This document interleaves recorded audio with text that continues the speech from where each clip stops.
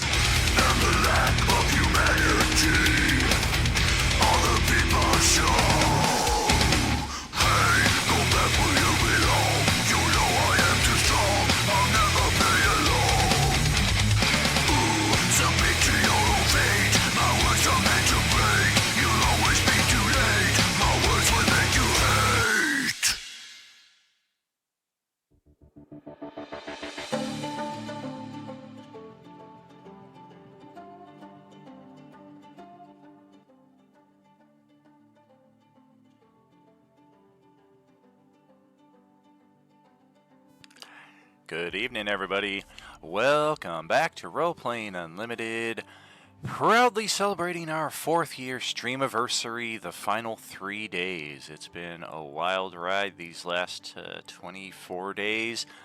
Since we kicked this off, we've had 21 sessions in that span of time. We're about to make it 22 here tonight. So thank you again for joining us as we continue our intergalactic zombie apocalypse in the Coalescence with Tuesday Evening Table. I, of course, am your host, Tragically HP, reminding you it may take a while, but the other let's take that over.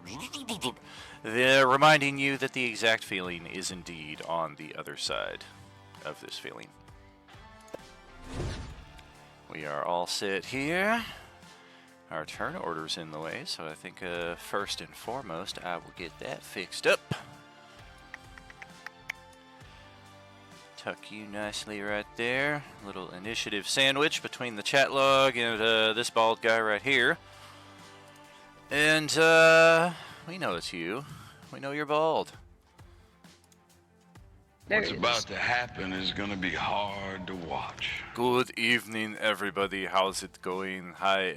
Good to see all of you. Fuck you. What the fuck? I just got here. Screw you. Yeah. Hey, language, there's kids present. No! Oh, okay. Good. Hi, children. Hello, little ones. Hello. Hi, Daddy. I think you're talking about Brad, right? Whoa, What the fuck? the fuck was that? Oh, man. Not the first time I've been called that, he, but definitely one of the weirdest. Shut the fuck up. Yo. So let's get into the action here. We've got our turn order in progress. Are you proud of me, Mama? Wop, wop, wop. Wow, I ain't heard that one in a while. Big ups to Terry, though, for finding the quote that has remained hidden for 3-4 years. She properly located it on the bonus features of the CKY Volume 1 disc, and I did have a major flub in my recollection. It's been probably 15 years since I've watched that, but he didn't throw a touchdown, he hit a home run. And as I specified in our chat earlier today, I think the logical side of my brain just automatically corrected Deco's nonsense when he was doing that prank call, because if you hit a home run and you also catch it, there can be no home run because you caught the ball, so you're out. I know enough about baseball for that, so I think automatically I just naturally corrected it to I threw a touchdown and caught it too, because that makes sense. Yeah, I was like, why can't I find this? And then I just started following the trail of breadcrumbs that I found. Yeah, I knew it was the CKY video, but I forgot the whole baseball football thing. Yeah, exactly. He's calling the guy about the lost wallet. Who are you? It's Scott fucking LaDouche. All right. So, yeah, big ups on locating that. I imagine as soon as you take out the I threw that touchdown, as long as you just say you didn't think I'd catch it too, but I did. I'm fast as shit. I imagine that right there probably brought up the info rather quickly. It didn't actually. It was still like a bit of a struggle to find it. You had to like search a few different words together. So that's like a free level up for me, right? Yes, to I'm just joking. the 8th level of hell from the 9th level. All right. Well, we've got our ghostly ship that has suddenly become corporeal. Zara is, as last I recall, looking down into the black space of the hold there below. Cedar and Celeste are shooting at the arcane undead spirit thing here. Skullcrusher has sailed his boat all the way over there to get into melee, while also cooking up some pretty bitchin' looking turkey legs. Meanwhile, the rest of us are up here facing off against the King Shadow that was brought into existence by the Elder Spirit guy way the heck over here. So that ought to set us up for our recap. Anybody not here last week who's here this week who needs to have their token brought onto the board? I don't think so. All right, Micah has the top spot here, so go right ahead. Alright, this thing has been sapping Micah's strength again and again and again. So we are going to bonus action trade places with the Echo. And then we will back up a little bit farther because he sucks. And then I'm going to swing on it with the Echo a couple times. I can do this. Yeah, like I said, he sucks. Damn it. All right. So 2 swings with the Echo. Very good, very good. What the hell? Where's your attack results there? Well, I have not taken my short rest yet, which is incoming. Gotcha. So at the end of that, I am going to action surge. And then I will use my monthly short rest as my second action and get my strength stats back. Let's see.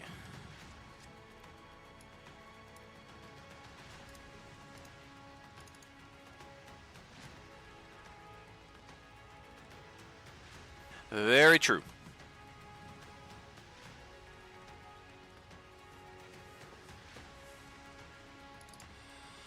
So now my turn is over, but I've got all my little bonuses. All right. That will bring up Celeste, who is going to be a bit late, she said, so we're going to send her over to the Tunnel of Safetitude, while Cedar gets to take over the duties here at the stern of the boat. Do I see anybody close by that would be an enemy? This would be our closest one right here, this hazy ghost-like motherfucker. Yeah, I I guess won't be we'll able hold to off. get to that one. Yeah, either ranged attack, or go for a swim, or take flight. I will take flight.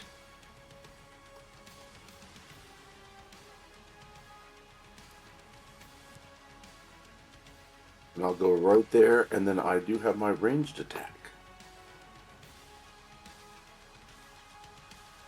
Alright. My energy shotgun. Looks like somehow you got yourself wedged under the grill right there. It's very hot there in the burning coals. Good God, what happened to everybody's attack rolls?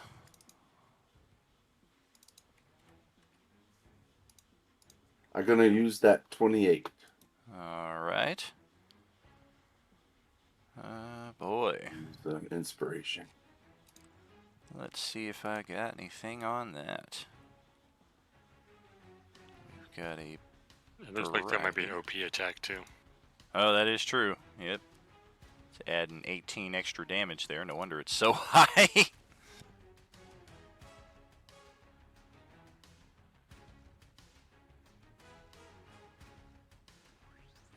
I don't see a shield spell helping us out in this situation, so that is going to be a hit, but for half the damage shown, roughly, because we are not orange undead. All right, we'll take it. And it's only +8, right? Not +18. I fixed that. Correct.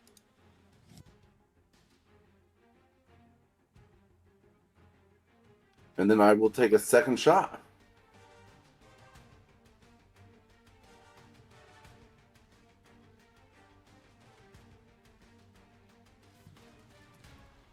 Well, that's either a miss or I'm dead. How about you're dead? I will use another inspiration. There goes that one.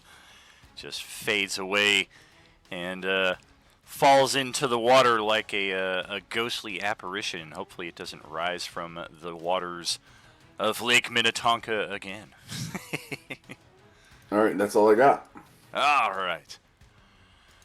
Let's bring it over to Zara's turn. Yeah, I think because I forgot to do our initial introduction of the Coalescence developments at the start of this round, we'll give you all one last round here before we bring the goodies and the baddies in. So, did she see anything like when she peeked down through this the ship? It is just complete pitch black. Even your dark vision is not penetrating the darkness down here. It just looks like it's completely empty.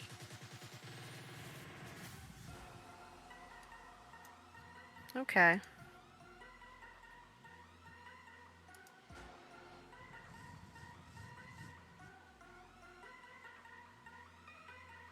Her bow to go after this guy in the north up here. Oh, okay. And he's not orange, right?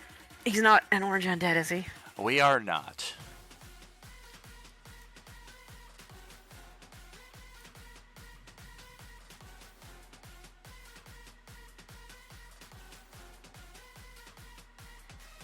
Okay. And then she does her additional damage of I think 1d6 for the radiant bowstrings. Gotcha. My AC is a 20 on our guy here, so we're Damn. falling a bit shy of the mark there. Ugh. Yeah, for real. Okay, which one is the reroll? Is that a hero point or is that a It's inspo. inspiration? You're the meaning in my Okay, life. I'll use an inspiration, You're please, to the reroll. inspiration. That's such an 80s song. You bring me into my life. Oh, well, that's gonna be a little different. It appears to be, well, no, because you're using the bowstrings, that changes the damage to magical, so, yeah. Ouch!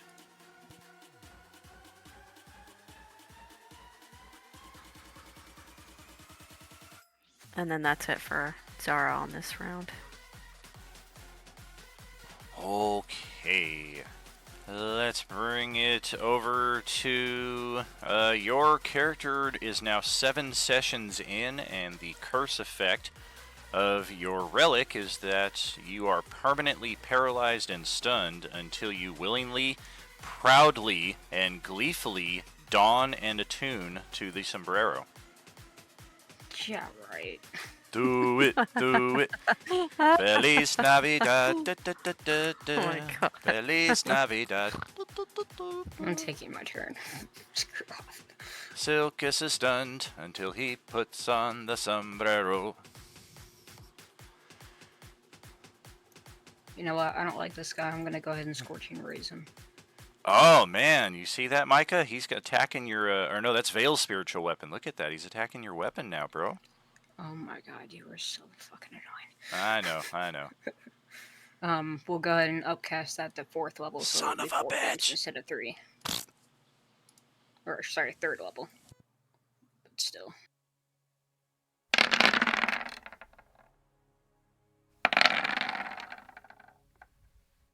Oh, and shoot, I forgot to add this damage on for each.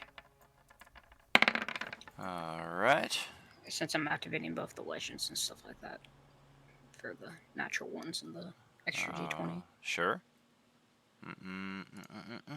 Okay. Is that all the damage? No, there's 2 more. So that one.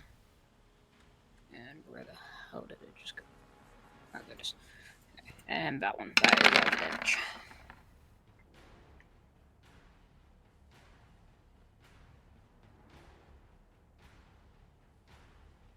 Ouch. Yeah, I upcasted it to 3rd level, so it'd be All right. for it. It'd be nice if we could resist it like we're supposed to, but we'll make do. Yeah, no resisting for you. I'm gonna squeeze through your attacks there. Okay, I aim 1 inch to the left. Anything else there? Nope. I'm gonna go ahead and end my turn there. Alright, Skull Crusher, you sailed your way all the way down here. You're about ready to finish this thing off, and then it got blasted twice from this shotgun over your right shoulder. Do. I am sitting in my rowboat, but I can't find the enemy. Yeah, that dock up ahead looks like it's seen better days by the giant hole in the center and the warped, moldy wood that remains. If Skullcrusher can see Vale, I'm pointing off to the, what is that, east. If Vale is flying, then Skullcrusher can see him. Just a reminder, there is a 15-foot height differential here between the water line and the top of this. I can't jump from a rowboat. Not like 50 feet like that, unless you got like the Hulk jumping superpower. Well, I figured it was 15 minutes, or 15 feet to shore. Wait, Yeah, I mean, this is 45 feet directly, plus there's a 15-foot change in elevation. The only way you got out here is you took the slower route of sailing the rowboat from the dock back over here. It's taken you 3 rounds to actually make it all the way over here, so getting back onto shore is not going to be a quick journey. I was going to use the rickety dock. All right, roll the... Gosh, I don't remember what I had you... I think I had you rolling intelligence checks. No, athletics. Yeah, athletics.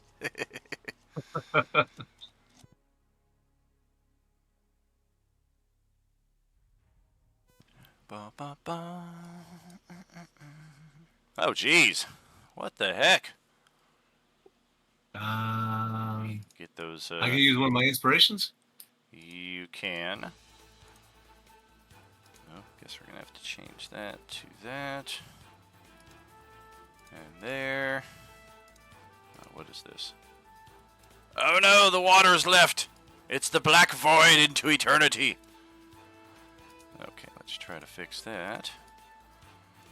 Alright, inspiration. You are going to be able to sail 30 feet over closer to the dock. You're still not quite there. It is going to take our action to fully make it to said dock. Then no, I'll stay there. Not going to burn our action on that. Alright. No, thank you. And Cedar probably floats over there with me. I mean, he's probably in the boat. He was floating above the boat. He Oh, never smart. specified that he touched down inside of it. No, that's fine. And I I just did didn't not. want to leave him in the water. Oh yeah, he's got his wing boots, I believe, so he's okay back there. Okay, then I'm not raging, or am I still raging because of the water? No, I'm not raging, I guess. So I'll use a rage. Okay, just a reminder from where we're at here, we have 0 line of sight to this guy right here. We just see the wall of this right here. Anything beyond that, unless this guy were floating 35, 40 feet high, there's just really no way for you to see him all the way down here in the river. Yeah, I didn't row that far ahead. Then I'm about right here. It's pretty much the same thing. You couldn't see him back here when you were starting your turn. So you see Vale up there. If Vale is floating, we never established that. Is he floating or is he on the ground? I missed it. I'm on the ground. Yeah, so he didn't even see what he was pointing at. Okay, then no, I don't rage yet, and that's my turn. You don't want to use Wait, your... no, I can action dash towards the dock. Correct. Correct. That's what I figured. We were at least going to try to get back onto drier land here. And, You just had to use that boat.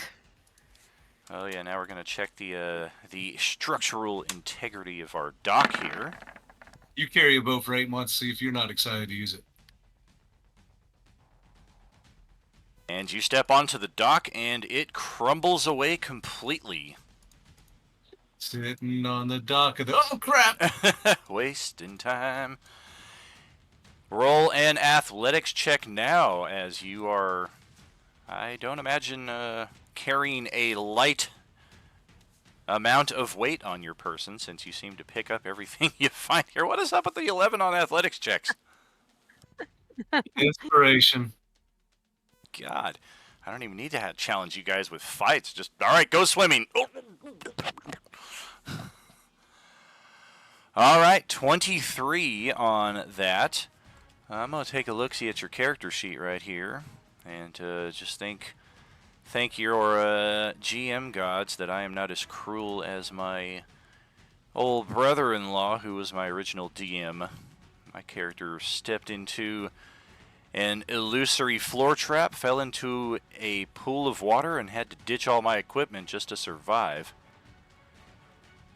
Alright, yeah, we got that. 3, 4, 5, 6, 7. We're carrying 8 weapons on our person. But I also am just hanging out of a rowboat, so maybe I could just grab hold of it, pull myself back up. I mean, you got out of the rowboat and stepped firmly onto the dock, and then it just completely crumbled under your feet, and now you're in the water. Do you happen to be wearing winged boots? No, because I didn't attune to those, so I've got the flying broom. Which would be in your possession, but not always conveniently tucked between your legs to save you on a reaction in a situation like this. And you don't know where I keep that. I mean, I see where everything is here on your character sheet. Looks like you're keeping your mess kit in that location for all reasons. Who knows why? Don't anybody eat anything this guy's cooking. All right, so yeah, that effectively, I mean, you are going to end your turn over here after having fallen in the water, but you are afloat, thankfully, and not sinking. But that will call it a day right there. Wait, can I at least turn over? I'm floating ass up right now. Okay, That's fine. All right, we've got one of these spiritual guys left. These weird wraith-like creatures. We've not used any of that.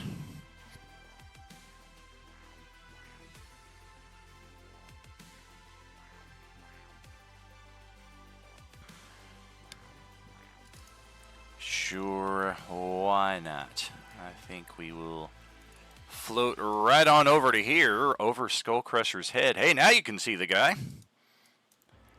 And we're going to float ourselves about 15 feet over the water level. Take a look at the two of you. And we're going to throw a necrotic bolt over at Skullcrusher.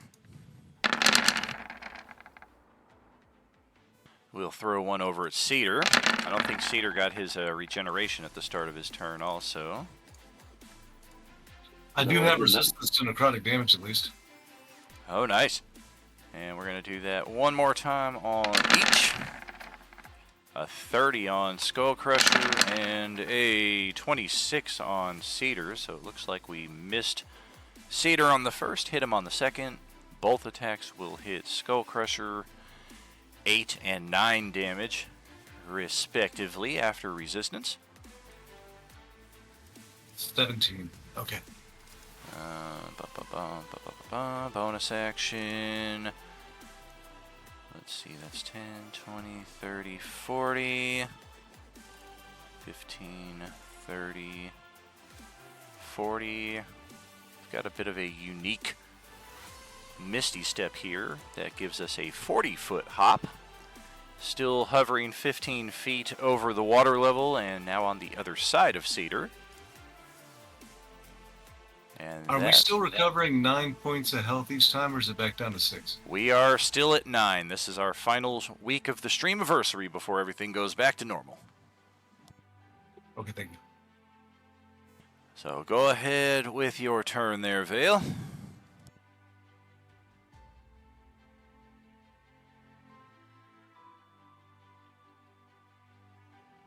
All right, I'm watching that guy float around and do stuff, but we really need to take care of this shadow. It's just sucking the life right out of Micah, so...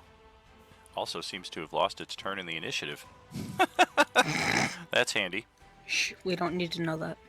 Why the fuck is there no initiative tracked for it here? Oh, there it is. I just skipped right... What the hell? I did put that guy in. Alright, well, the compromise is even if I die right now, I'm getting my turn, because I should have gone 2 ticks ago. But otherwise, proceed.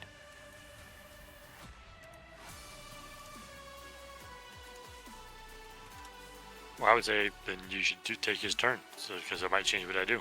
Fair enough. Alright, yeah, this guy should have gone before the Elder just went here a few moments ago.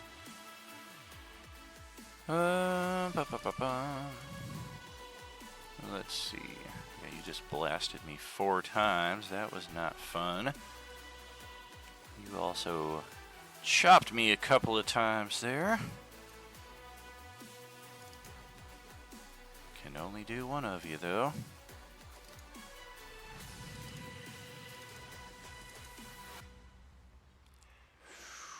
Okay. My intelligence is far beyond, so I think... just want to make sure, Silkus 19 AC, is that correct? Yes, that's correct. Yeah. Alright. This thing seems to He took discern off. that. He unattuned from the bracers of defense. So Gotcha. I'm going to take an attack of opportunity for my Echo. Do those get that? It gets mine. I can use my reaction from either space. yeah, Okay. same thing happened last session. I do have advantage on all attacks now, thanks to Fearless.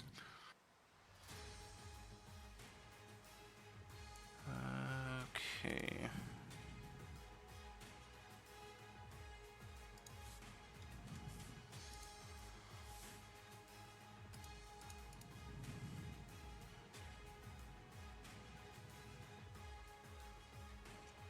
Looks like a 25 to hit for some damage and some strength drain.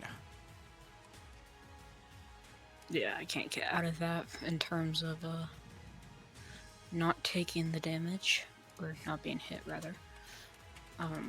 But I will go ahead and Infernal Rebound him. Unless he's dead from that, but if he's attacking me, I don't think he is.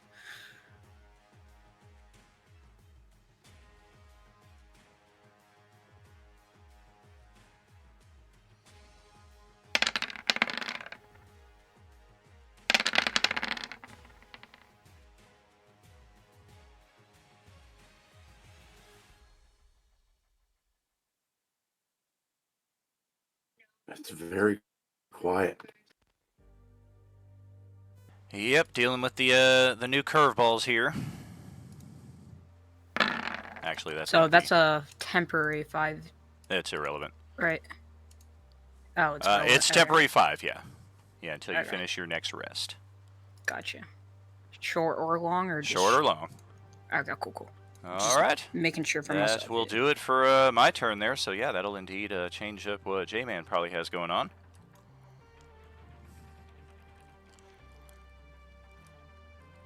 And fuck it. I'm gonna take the worst and give you guys the best. That's how that goes.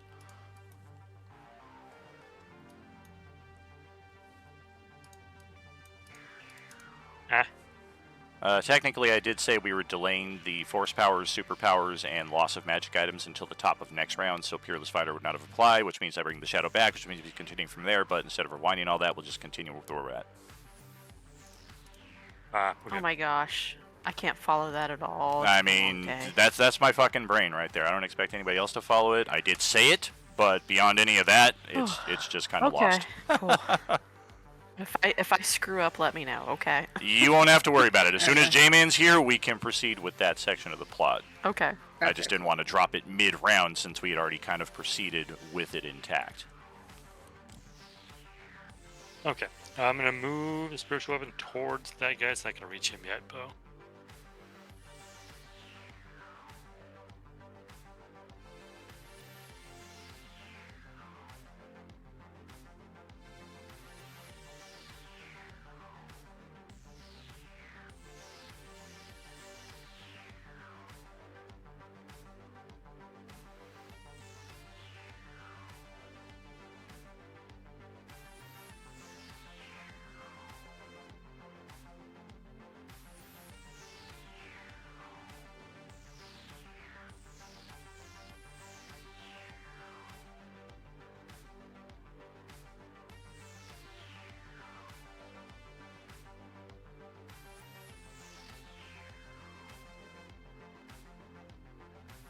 Oh, let's try it out.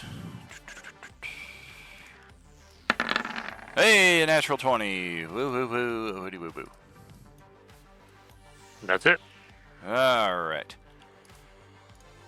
Okay, let's see if the possibility exists to abridge this. This is our elite table. Everybody at this table has an epic subscription, and then some in some of your cases.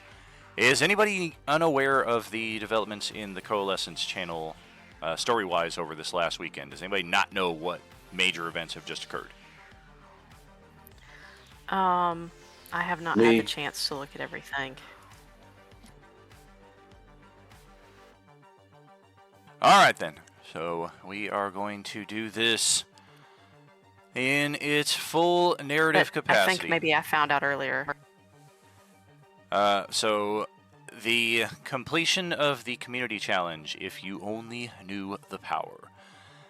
The effects of that come into play immediately. There are additional effects that exist for each of your characters. I encourage you to check out a new Coalescence channel. There is a time void opportunity to expand your character's knowledge of the Force, as well as gain proficiency in lightsabers, if such interests you. That can be found in the aforementioned channel. The general effect of this unlocking of the Force, Kolthar does appear to you all in this space in the middle of combat. It's like time freezes, and then that scene that exists in that channel occurs. Your hero points are upgraded to Force points, which effectively means that we are rolling all hero points now with advantage. So if any of you rolling a die 8, which I think is everybody at this table, instead of rolling a die 8 for a hero point, you're going to roll 2 die 8 for a Force point and take the better of the two. So it makes it that much more likely that your expenses in that respect will be as impactful as you desire. The second event that occurs, and the worst of them all, this traces back some 2+ years. In game, it's actually something that I had involved another player in once upon a time before he proved himself to be a giant piece of poopy. And if any of you remember that Mistwander channel that briefly existed once upon a time, that's why that was nixed and replaced with Moorlander's Emporium, and we eventually expanded our merchants threefold. We've been hinting at this over the weeks in all of our text play channels that these merchants, these Yuuzhan Vong, have ulterior motives that probably don't line up with our goals. Doesn't necessarily mean we're in opposition, but it does mean that they may not have our best interests at heart. That could have been the case until, in the middle of combat right now, all magic items purchased through any of our merchants with gold pieces or magic items that you gathered up Beskar scraps in the field and redeemed through our Twitch channel. All magic items under these two categories take on a necrotic, psychic sheen of power. It's almost a little hot to the touch. You can all hear the sounds distantly of tiny little popcorn kernels popping, seemingly coming from your item. And no sooner do you register this than after the final pop, your items char, dent, tear, and smoke with the remaining energies of what magic had been placed within them. Magic relics that you have gained as part of annual subscriptions, hype train magic items, items that we have found in the field, the magic items that any of you gained during our community downtime celebration this most recent holiday season, and the items that every character started with, the Goggles of Night or the Robe of Useful Items. All of those items are untouched. This is in respect exclusively to items that you've bought in the merchant shop or items that you've redeemed Beskars for. Those items are now useless in a magical capacity. They do still exist in a mundane capacity. As J-Man says there, this does not include potions. In our role-playing unlimited system here, potions are alchemical creations more so than magical concoctions. And then last but not least, the most impactful and coolest of them all is the sudden wave of Cardathi energy coming all the way from the planet Earth at the time of the destruction of the ancient galactic menace known as the Dread Eternal. This traces back to our new evolution homebrew campaign that is the seed for what will become the superhero segment of our story in the probably still about a year out from that in game. But for those of you who participated to a sufficient extent in our hype train last weekend, you've gained your new superpowers. Whether this is something you want to narratively kind of work into, or whether it's something like you just instinctively feel this new power inside your blood and you can unleash these abilities, entirely your call how you want to work with it in that respect. In the same vein as the Jedi starter pack that's available, there is a workaround for people who didn't get to participate in the hype train or join in to an extent to unlock superpowers. We do have a workaround in that, posted in the announcements channel a few days ago. Otherwise, I think that should catch us up. Accordingly, we're probably going to have to finagle through some magic items here for a bit as we try to remember what came from where. But otherwise, we can start off the next round with Johnny here. All right, you guys will see his bib and his cloak start to smoke, and he'll throw them off in disgust. And then the tattoos, he's got sleeves on both arms and down on both calves, and everything turns to dust. And he'll look at his sword and wait to see if anything's going to happen, but it's okay. So he can't see anybody, but he can see where Vale is moving his spiritual weapon toward, so I'll fly down toward the spiritual weapon. Looks like Pigpen at this moment. He's just got a big cloud of dust following him everywhere he went because all his items just went poof. Yes, indeed. And I can see that guy there now. So I will... What's your elevation? Or did you dive? Oh, my peregrine mask still works. So I'm floating. Cool, cool. Just was curious what elevations if you're not diving. Otherwise, proceed. Just straight level with where I was before. And then I will chuck a javelin at this guy.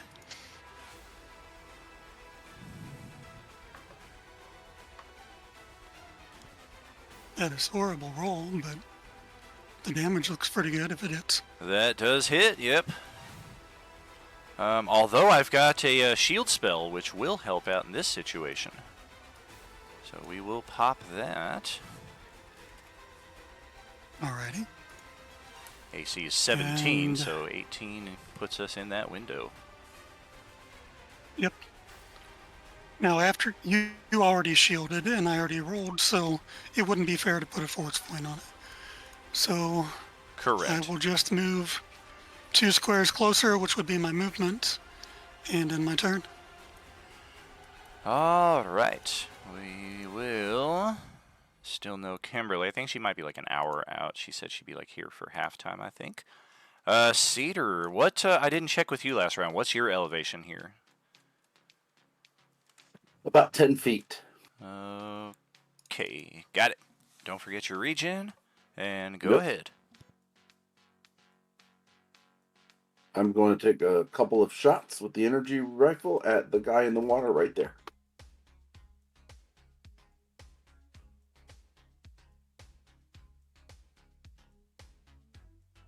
Oh, shit. Okay, go right ahead with that. Oh no! Jesus. Better spend that inspo, otherwise you're gonna Yeah, I deplete have to that spend the energy inspo. cell. I'll spend it. the insta. Okay, 34, 43. Damn, good God. That does look My like it AC's includes 22. the Oh, it did include. OPHA. Wait a minute. No, it couldn't have. No. Okay, I I see don't what know. he did. Technically, the plus 18 that was in there was correct, Grant. The only thing that's incorrect is we're not applying that plus 18 to this guy because he's not an orange. But if you shoot an orange with this thing, that plus 18 is correct. Oh, okay. So the only thing in this instance is I take 8 off the damage, and that would be the true damage for me. So 16 and 11 for 27. Is that right there? Okay. What the heck? I think I ended up in somebody else's server here real quick. I'm like, that's not my community standards. Whose is this? If you have an issue, report it to your moderator. Okay. Brief pause here. Get that. Anything else with your turn? That'll do it. Okay. Get that. Move this. That's going to be Zara's turn. And I was waiting for your turn so I could do a little reveal.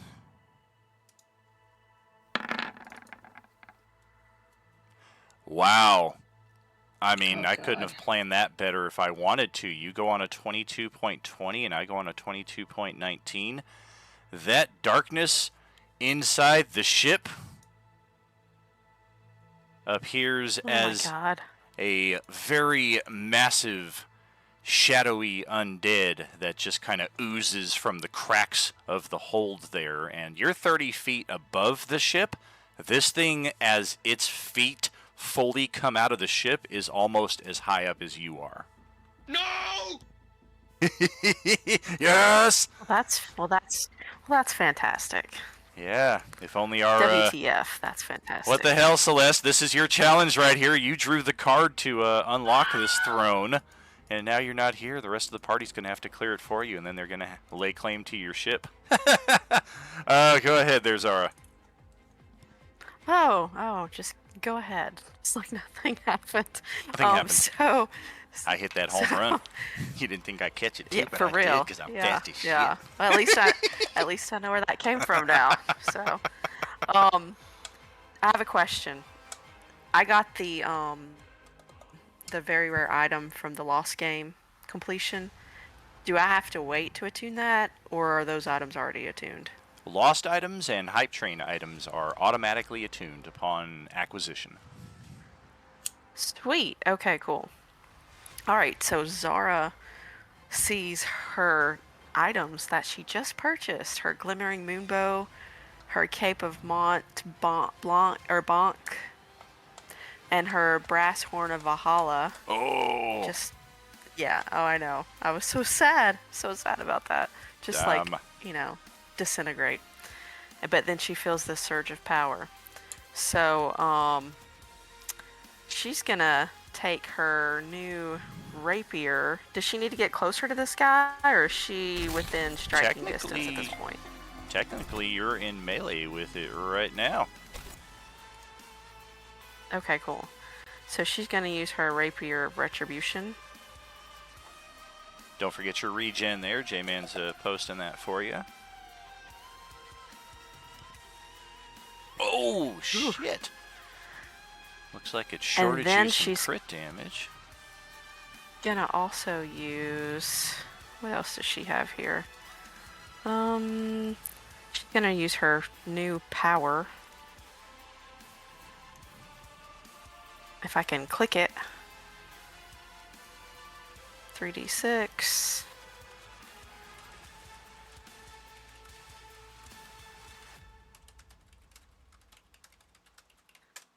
My rolls are just garbage.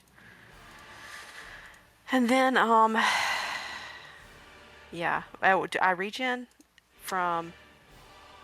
For your for your epic supporter subscription, 9 HP. Oh, okay. Actually, I think I did that. Do I do it on the beginning of the turn or the end of the turn? Beginning, technically. Yeah, Okay, it's okay, beginning, perfect. but, Okay, then I will do that. And then because she has, where is it?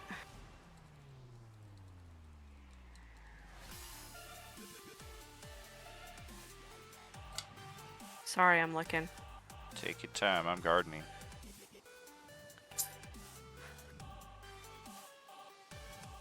Okay, she's gonna use her mobile feat that she has, and she's gonna move. Damn it. She's gonna get out of here. Yeah, she ain't sticking around. I need to create the immobile feat. That's funny. Okay.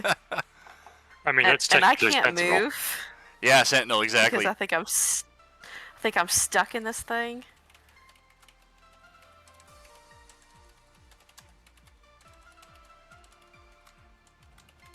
Are you stuck in something? What? Yeah, I think this, like, I'm stuck, like, in this creature's token square. Oh, that sounds like a you problem. That's messed up, man. Go ahead.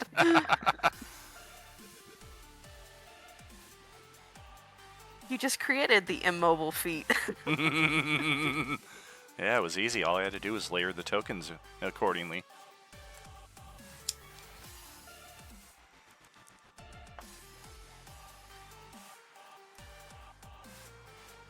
Okay, Remind she's me, gonna- which superpowers did Zara get? Oh, she got Bullseye and Expert Fighter. Oh, that's right, Bullseye. Yeah, that's freaking Yeah. money. Money for a rogue right there. Yeah, As I'm long excited. as you don't mind so delaying every other round. yeah, and I think that's gonna be it for her right now. Once you get really attuned with it, maximize that with your auto natural 20 once per session. Remember, this is the last session where we get it once per session. After this, it goes Yes, back to I need once to per use that. month. So in Zara's case, she can kind of do like a 2 rounds in a row auto natural 20 before she needs to start staggering with the bullseye effect there. Oh. Ah, shiz, I forgot to do it with freaking Ballard last fucking month. Shit. No problem. I do have a question. Oh, what's up? So the regen for epic supporters, is that also part of the epic boon of fortitude? It is not. The Epic Boon of Fortitude is a separate thing entirely, and the regeneration is attached to your Epic subscription, typically 6 per round, but for our Streamiversary month, 9 per round.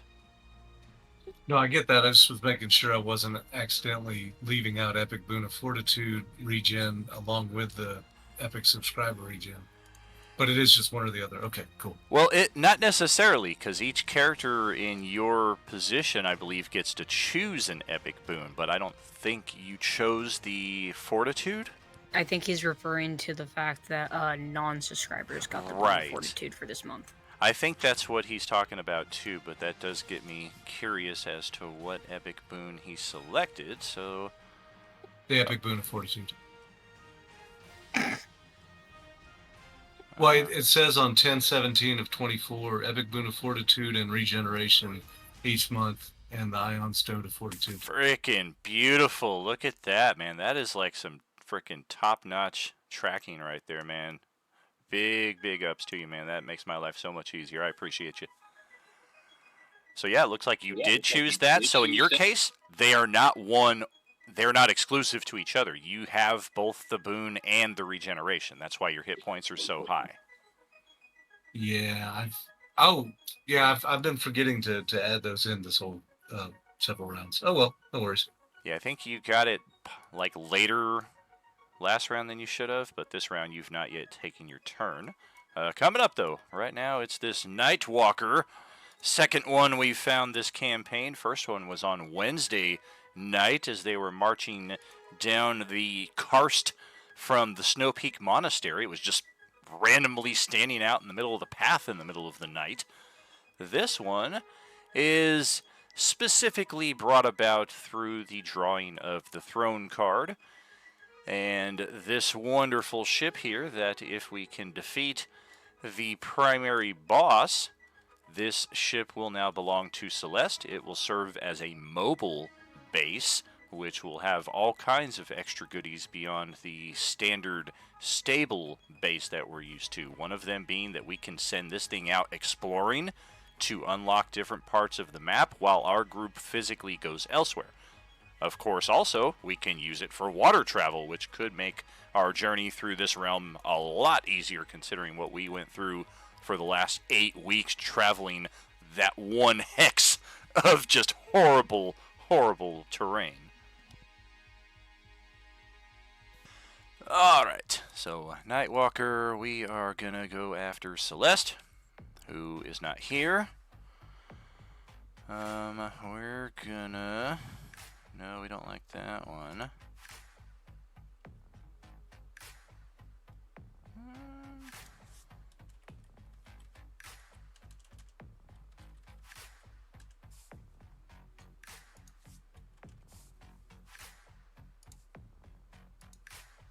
Well, it's one or the other, so I think Micah's closest to us. Zara ran away. We were looking to make friends, so we'll try Micah's defenses here. We're gonna throw that finger of doom in your direction.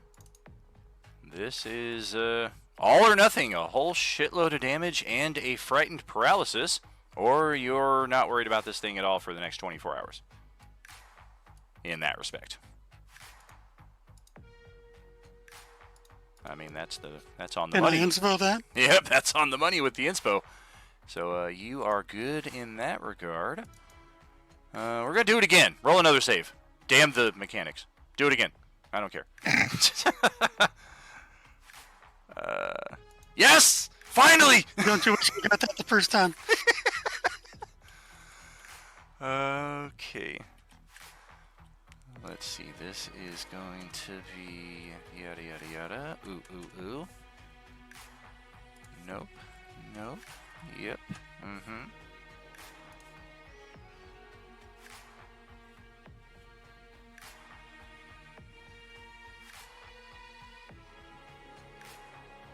That doesn't apply because none of y'all are close enough.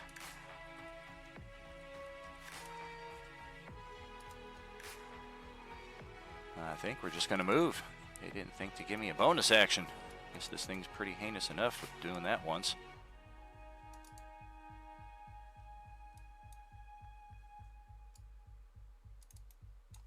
We'll float right over here. And we're gonna hover 30 feet high. And then we'll pass it over to Mr. Sombrero. Hey, what's up? What's with the flying? He's a night walker, okay? Night floater. This thing does look like it's undead, right? Oh, definitely. Okay, cool.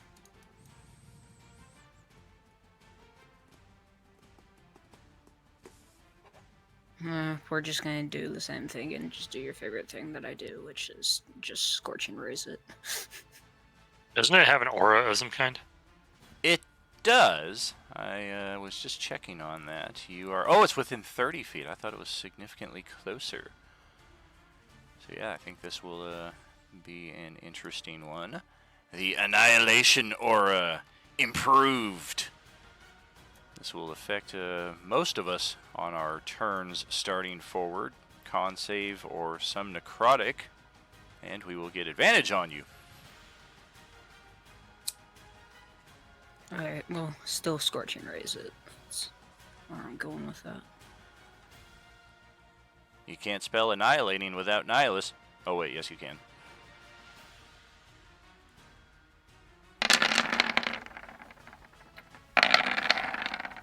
Ow! Ow! Stop it!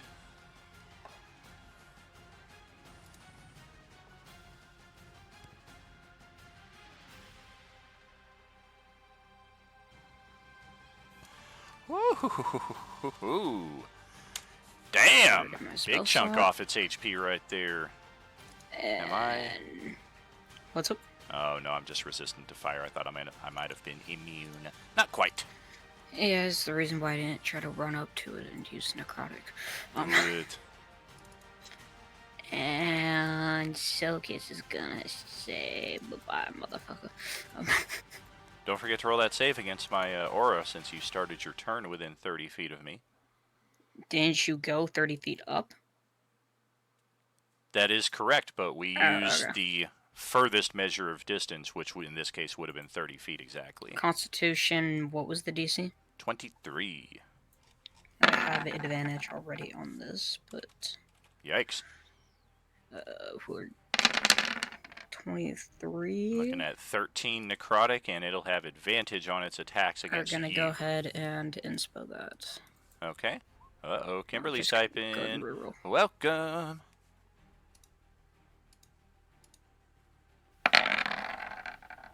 Alright, there we go. And this Is it half or is it all or none? the latter. Okay, cool. Alright. If that's it for you, we'll send it to the, if there's a bright center to the universe, you're on the character that it's farthest from.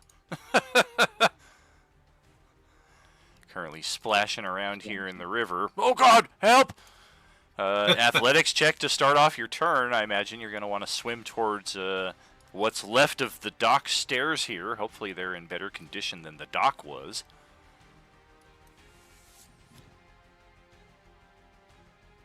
Oh, very good. Now the big question when you get to this space, do we hang out for the next few rounds and make sure that our grill and our food is top-notch, or do we go join the companions in the adventure and chance that we might have some burned victuals here? You cannot give him that decision. Oh man. Can I tie my boat up? No, I'll just put it all back in the inventory and hope it doesn't burn me up. Then it catches everything on fire and it's all gone. Yeah, okay, maybe I won't. Now do you just that. see this tiny little sinking ship, the little rowboat. It's going to take 15 feet of your movement to get to that space, but otherwise your turn is yours to do with as you will. Oh, the one you put me at? Yes. Yeah, you're on the stairs now, so you can just climb straight back up onto the Riverwalk here, and you are good to go. 35, 40, 45, 50, 55. Very cool. Bum, bum, bum, bum, bum, bum. Bum, bum, bum, bum. If you're talking, I don't hear you. I hear you from the other room, but I don't hear you in the game. I forgot to push the button. Damn it. Right. You gotta push the button, I people. was like, you talking about me? I'm just going bum, bum, bum, bum, bum, bum, bum. You ain't missing shit. I thought you were hearing everything I was saying. Okay, yeah, so that was my 55 feet of movement, and I pull out my Giant Slayer longbow. Oh. And I'm guessing it doesn't do shit, because I think I bought it. If you bought it, that would be the case. It's just a regular longbow now. And it looks like it's seen way better days. Oh, it didn't burn up. Correct. It's not a magic item anymore. It's just a regular longbow.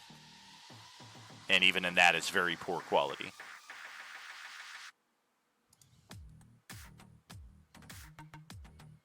I mean, this looks like it's just rolling regular longbow stuff, so we can take that into account. Are you going to bonus action rage now before you attack? Okay. Yeah, I'm going to rage. I'm going to shoot the longbow, and I'm going to regen 9 and 6, 15 health points. Just 9. The 9 replaces the 6 for this month. No, I meant the fortitude boon. Well, the boon of fortitude just adds 40 hit points to your total. That's why you have 171 instead of 131, which would have been your max otherwise. That's why your hit points are just so much more than the rest of the group, because you have 40 extra. Okay, so yeah, there was no combo of healing. Okay, I didn't miss anything. Cool. Correct. Yeah, you do get to heal the 9. And then otherwise, regular longbow damage. I do resist non-magical, so we'll take 2 and 4 for a grand total of 6 whole damage. Ow! Does that mean my battle axes that I bought burn up as well, or they're non-magical, so they're fine? If they're not magical, then yeah, that would still be the case. They'd be just fine in that respect. Okay. And I did buy the ability to bite undead with my Beskar buck. So does that go away? No, that's a unique power. That's not an item. That would definitely still be in your wheelhouse. Oh, good, because I was going to leave a bad taste in my mouth. But that's my turn. Redeemed it last week. That's okay there, D. James. They'll stay intact until you use it. Preferably, you'll use them in the same session so that we don't run into trying to remember things like that. But otherwise, they're still here. All right, it's time for the Elder. Our shield spell has expired. Get rid of that. Who do we like? Oh, that's the wrong character sheet.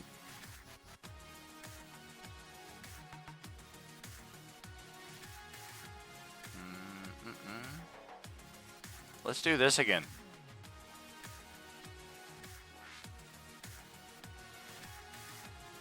Aw, once a day. Boo.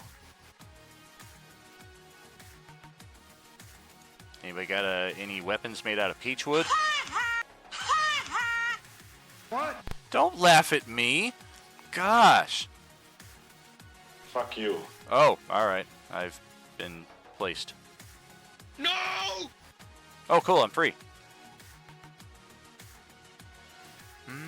Let's see. Micah's still at full health. Didn't I just shoot that guy? I could have sworn I just shot that guy. Or was that his echo? I'm so confused.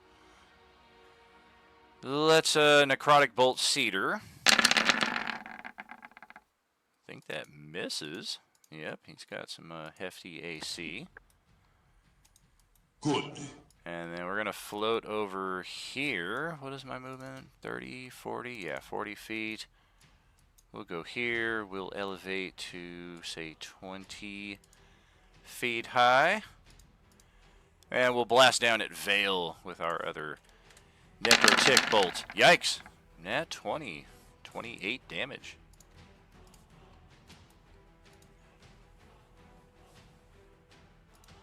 And we will do our bonus action Misty Step over here behind Zara. Oh, that's right, yeah. Am I targeting you or the mirror image? Good to know.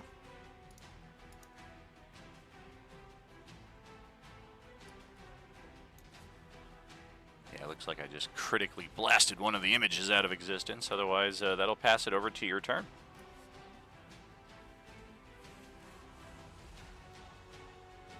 All right, so Vale, kind of reacts to that a little bit, but he was mostly staring in awe and horror as the Nightwalker just kind of floats out of the ship like, "Bruh." And he's like, oh my god. Oh, yeah. But he doesn't have a long time to really ruminate on that, as several of his items, just kind of turn to dust, and his bag of holding just ruptures its contents all around him. Oh, God. Yikes. No, being that I'm like on the edge of the river here, do you want to make any rolls for that? Oh, gosh. I think we should. All of a sudden, Arm Ripper goes diving back in. You guys, there's gold floating in the river. Feels like, holy crap, how much did I have? Fortunately, I did have a lot of my stuff in other bags, but not everything. I'm thinking let's roll the clock. The die 12. You're free to do that. Of course, anything 1 to 3 or 9 to 12 is going to be your friend, and anything on the other side is going to be on the south side of the clock and potentially dropping some goods into a van down by the river. Nice! So yeah, your stuff just kind of all explodes into the space right here.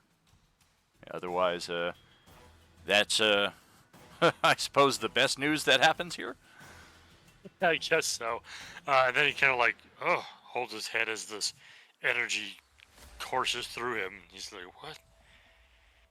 Mystical? Is this Is this from you? And then he looks down at all the crap at his feet, looks at the Nightwalker, picks up the radiant grenade that he didn't realize he had, and he's chucking the radiant grenade at the Nightwalker. Don't forget to roll that save against the aura as well. That won't affect your attacks, but at some point during your turn. Radiant grenade, I think it's a dex save from me. Of course.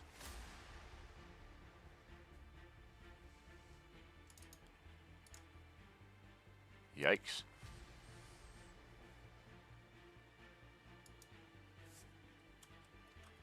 Do we keep that? I'll go ahead and do inspo and then force point to bump that up as well. Excellent.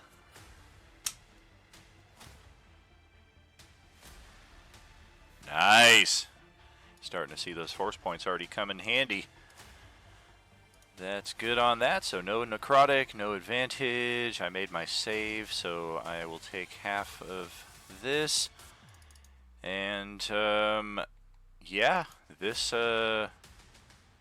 Nightwalker, beefy and I dare say godly as it may be, possesses an interesting quirk that the normal ones do not. A vulnerability to radiant damage. So we'll take 30 damage on a successful save. Well, too bad it didn't fail. It'd been 60. Oh yeah. But then it definitely would have come and killed me though. So that's fine. I will also move my spiritual weapon over there. Ah, look at that. That worked out.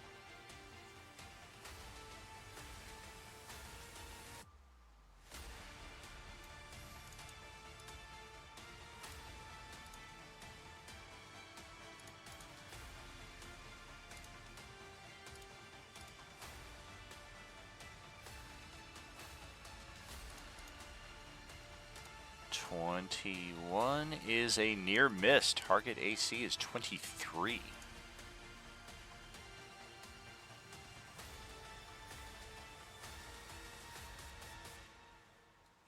That's fine. I'll leave that because that's technically the wrong casting stat. It should be a wisdom-based one, so it would have been less anyway. So Gotcha. All right. Any movement? If I can spend my move, like kind of collecting some of my stuff, I will. You get your free object interactions, so you can certainly like start gathering the most valuable small items. Anything big will just be one item per. Yeah, well, like I said, I had a couple of like bags and backpacks in the bag of holding, so I'm kind of putting stuff in those at this point. Cool. Very, very cool. Let's start another round, and then we'll take our halftime break here. That's over to Micah, who is also within 30 feet of the Nightwalker at the start. I made my so con save. You are good there. Got yes, a 25 sir. on that. Oh, yeah. So I will float my Echo straight up to him, and I will take my couple attacks on him. Holy crap, J-Man has the Tarrasque's backpack here, apparently. I'm going to say, what did it Oh my release? gosh, what is that? This must have released all the PIM particles that were in it. Yeah, exactly. Just trying to throw a few items down here to reflect the board. Okay, looks like So with advantage, those should both hit. Looks good. I will start chopping off some damage. Yeah, I think that's all we'll do. Just a couple bags there, just so we don't forget about it. Oh, I was going to ask on my turn, but I forgot. Can I roll like a religion check to see if I know what that is? Absolutely. 39 slash 10 fire. Does Micah also have the irresistible offense boon? Yes, I do. You son of a... 49, 54, 80, 90... Ow! Alright. That's turn, though. Alright. Oh, let's see what Celeste has got going on. Welcome back A few developments. Skull Crusher sailed over to the dock. The dock crumbled under his weight. He was briefly floating in the water before he got himself out. Satyr has been over here. He successfully destroyed the arcane wraith-like thing. We started to converge on the Elder, which has just been bouncing all over the place, when suddenly from below the ship's hold, in the area of pitch black magical darkness, Zara was in position as the Nightwalker revealed itself. And this is the final boss of the throne card that has been brought into being from your draw in the deck of many things. Great. That all just sounds wonderful. Hello. No, thank you. Religion of 14, even Religion of 14, even I would at say you know that it's a Nightwalker, just not specifically what that entails.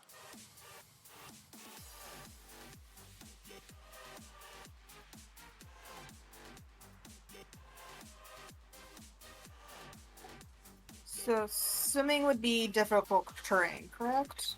Yes. Because, I don't have a broom anymore. Oh, yeah. You're in the Tunnel of Safetitude, and you still got dinged there as well.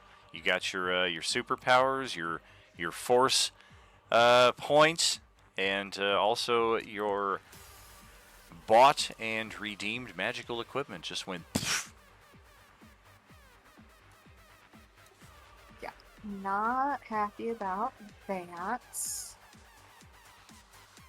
But hey, at least you know where that baseball quote came from now. That's a plus. Literally, like, way more time than I want to say out loud. Scott that, fucking the douche. Stupid video. Okay, so I guess I'll actually use spells. I don't ever use my spells. I'm gonna try a spell. Oh.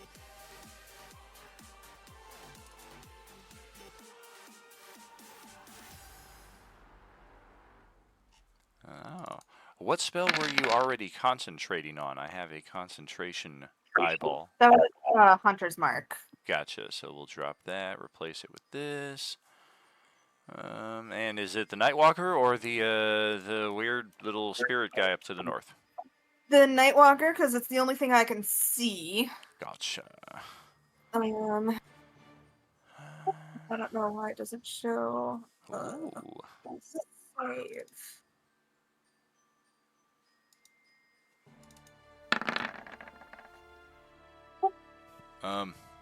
Mulligan? Nope. Even with advantage, you would have failed. So, that's 15 psychic. We'll take all of it. And let's see. Yeah, if it tries to hide, I'll still know where it is. Gotcha.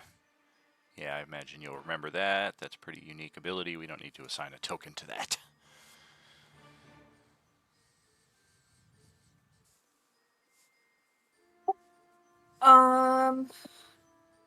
I think that is everything. All right. Well, moment of truth here. Grant was kind enough to jump in on the superhero extension from our hype train during the last round, so we're going to empower his character on the spot. I need to get to the appropriate channel. Let's do this. And it's going to be a regular standard superpower here. Hot diggity dog. This place is magnificent. That is Expert Fighter, which is pretty badass for a fighter-based character. The alpha level superpower, 11. Oh, damn, you got Bullseye as well, just like Terry did. So your major power Bum bum bum is this right? I guess that just copied every single thing over for the alpha level powers, but it's the bullseye power here is an action. Observe the target for a round. The following round, your next attack is a nat 20. And then expert fighter. Probably going to do the same thing and copy all of it, but whatever. Yep. Expert fighter is the very first one under the superpowers one that was just posted. Whether trained in a particular martial art, or naturally gifted with grace and talent, or just somebody who happens to hit really hard, this superpower adds 3 dice 6 damage to all your melee attacks, and it makes your attacks magical if they already weren't. Well, that's pretty good. Oh yeah, every melee attack that you have, you can add a second box of damage for 3 dice 6. In the type of damage box, you can just write expert fighter, and that's going to greatly increase your damage output here, and combined with the bullseye, not too bad. The Star Wars extras, you can of course immediately have the proficiency and the other force lightning based ability as described, but the full impact of all that will be revealed this Sunday. May the 4th be with you.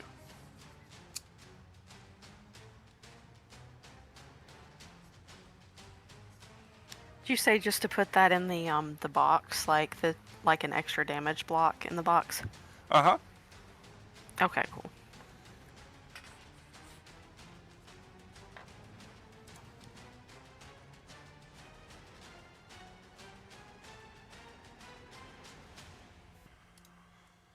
Okay. Otherwise, it is your turn there, Cedar. Don't forget your regen as well. And take it away when you're ready. All right, I'm going to cast Misty Step over to Celeste as my bonus action. Okay. And then I am going to grab Celeste and with my wing boots, carry her the 30 feet to the other side over the water. I need to enter a new sound bite because this song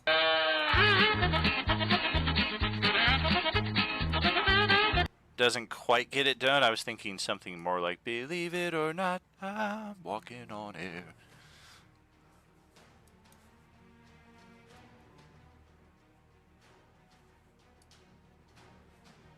And that's my move, my action, and my bonus action. Bonus action to Misty Step. Did you action dash? I didn't catch what your action was. To grab Celeste, isn't it? To grab her and move her would be an action. I would not say so.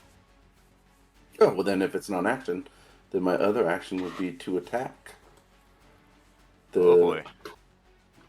Gonna need to float a little higher up to match my, well, not necessarily 30 feet, for this thing is a pretty wide range of height.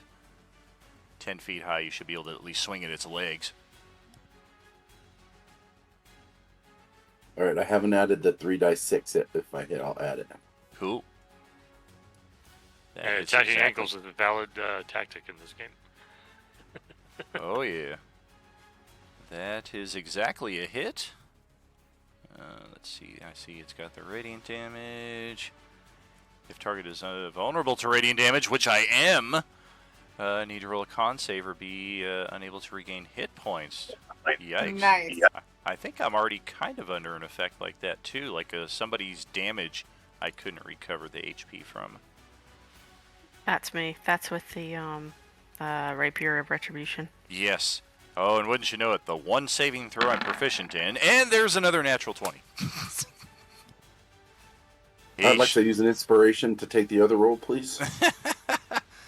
There is a 15,000 Beskar Bucks redemption to force a reroll on the spot.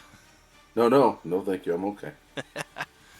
Oh, so for armor, so the only thing that I had bought, I went through my list. The only thing I'm pretty sure I bought was my +1 plate mail. Oh, so is that gone? It becomes regular plate mail. It just looks really, really bad. Like this was your great grandfather's plate mail, and nobody in all the generations thought to put any maintenance or repair into it, so it's just bad. Okay, Right, so then- it's dealing that. I'm taking double that radiant damage. And then your 3d6 we got right there. Yep, and I got another attack. Okay. That. Alright. And those Target are both going to be a miss. Yep, 23 is the AC. So that's all I got. Let's send it over to Zara's turn. Doom, doom, doom, doom. Okay, she doesn't appreciate these guys like coming up in her space, but that's okay. She's gonna go after this big. You said it was a Shadow Walker? It's a Nightwalker. You are within 30 Nightwalker. feet of me, so you're going to have to roll that con save as well. What? I think Cedar Oh, was I just missed out of it. that. Yeah, I think Cedar Damn. and Celeste were just out of that. Crap. Okay. All right. Let me see if I have anything for that.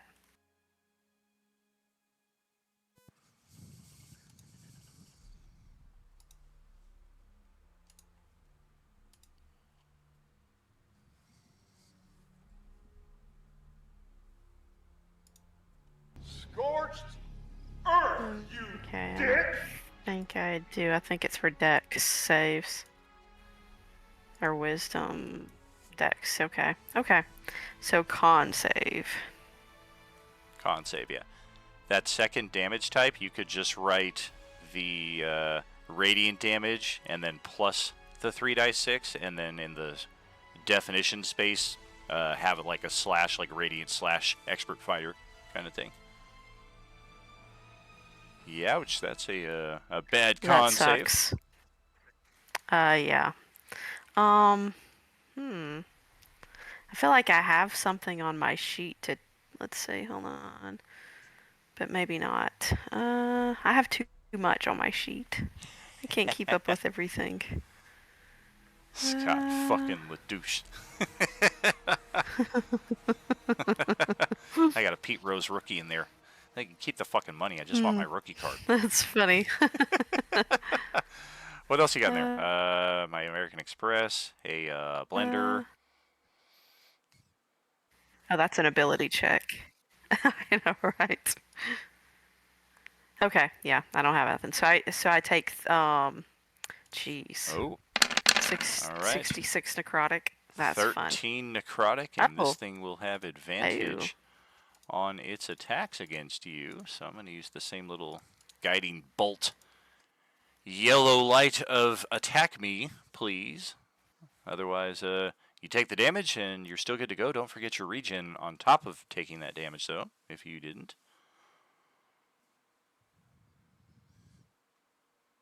Okay, cool. So I did that. All right, and now I'm gonna do the same thing that I did last round. I'm gonna use my Rapier of Retribution on this guy. Oh, boy. And I changed the block, so hopefully I changed it correctly. Okay. Oh, what is this? We'll take that. You've got, I would say, scoot over here just ever so slightly, and you get that flank advantage. And we'll take all of that. Ouch! So if she leaves, does she take more damage? She does not, and because you have the mobile feed, I wouldn't even get the The attack of mobile. opportunity. Okay, cool. Okay, I didn't know if like she left and it like whatever if she gets more damage. Okay, cool. Then she is gonna peace out and she's getting out of here. Correct. Yeah, the annihilating She's gonna aura. go. She's gonna go 200 feet away. I'm just kidding. Oh, jeez. I was going to say, the annihilating aura will still affect at the start of every turn. It's not like the finger of death poke that I tried to hit Micah with, where if you make your save, you're good for the next day.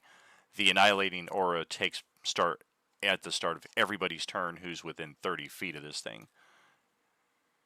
But otherwise, hey, look, it's my turn. Okay, Let's check if we cool. get that finger of doom back. Come on, 6. Hey, how about that?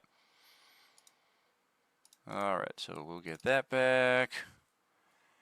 Finger of Doom.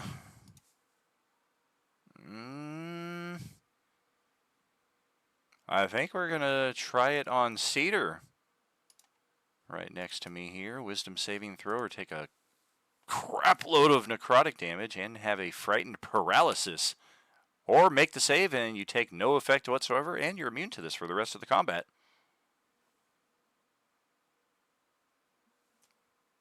Well, that's either make or break right there, depending on which way the inspo. I'm going to use the inspo. Very good. No damage.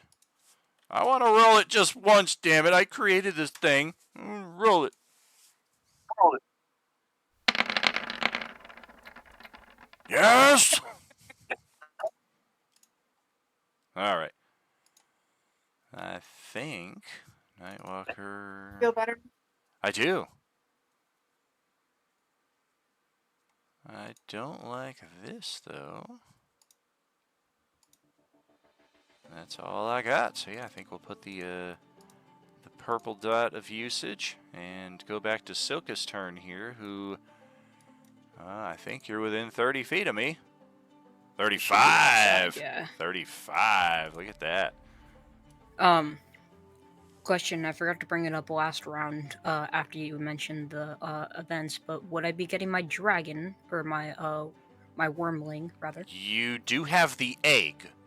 I would Okay. say in between combats, you can definitely take whatever time. It wouldn't even take a short rest, but you can hatch it and at least begin the process in that regard. And I will. Okay, that's fine with me. The card just says that it hatches at my feet immediately. Right. That's the only reason why I was asking. Yes, indeed. Technically, your character has that card in your possession, and you can choose to kind of deploy it at the time of your choosing. And I'm just rolling Gotcha. percentile to see Okay. what kind of dragon we're going to get.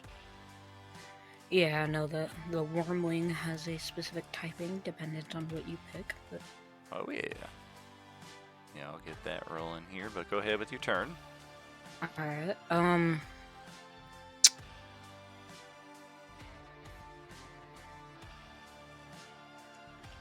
fuck it. We're gonna go ahead and Scorching Ray this guy again.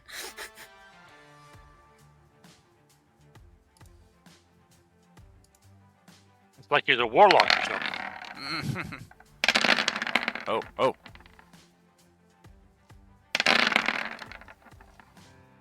And I will go ahead and inspel that first one to get the crit, and then he also takes my Disruptive Touch and Radiant damage. Oh. So Yikes. that's 11 Radiant damage. Okay. Well, let's get it.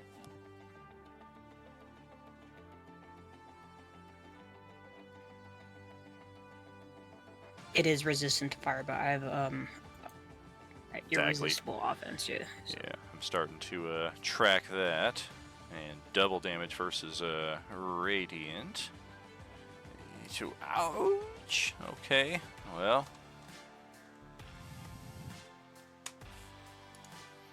Yowie wowie! Aside from that, Celeste, the only other thing we know is that it takes double damage from Radiant. So. And then I am going to continue running this way. So I want to be able to at least see him. Okay, that will be my turn. Alright. That's Brad up next in the turn order, getting closer to this thing, but unless you can fly, that 30-foot height might make an issue.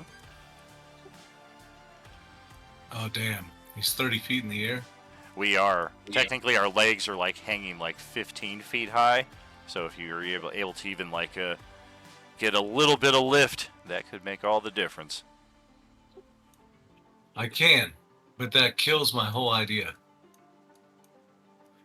I might as well tell you what it was. I've been carrying around a pit that I got from one of the patches from my coat of whatever the hell it is.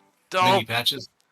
So and I thought, okay, I'll throw the pit under it, but it would just look down at the hole and laugh. Well, so yeah, you could still do it, and then you just add on to it. Now fall in it. Can you throw it on top of it? Ooh, how about it? I would guess not, but I'll check the robe of useful items. What?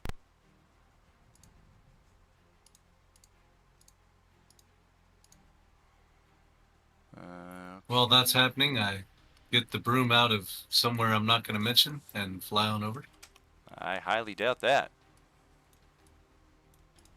I am You buy that? 1000% positive that any brooms of flying that exist came from our merchants, and those items just went. Ah, shit. Right, back to where I was. Okay. Pull my broom out, and it's just a regular freaking broom, so I start sweeping. Great. There you go. Hey, thanks for helping me clean up all my crap that fell out of my bag. Let's see. A pit that you can place on the ground within 10 feet of you is the rule for the pit included in the robe of useful items.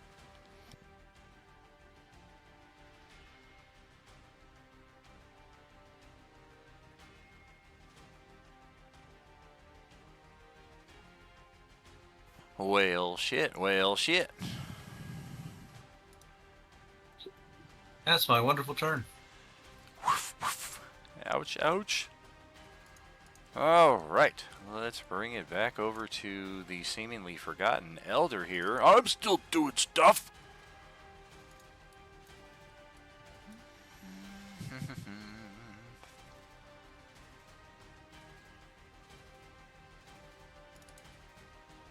Sorry I wasn't helpful, guys. I guess I'm grounded. We're gonna Oh my move gosh, those and jokes. Misty Step over in this direction, and we're gonna throw 2 necrotic bolts at Zara.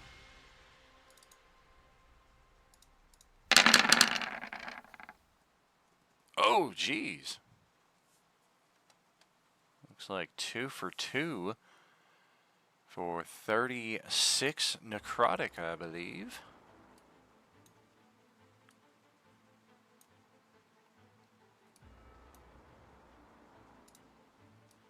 And that'll close out our turn for that elder. Pass it over to Vale for our final turn before the halftime break.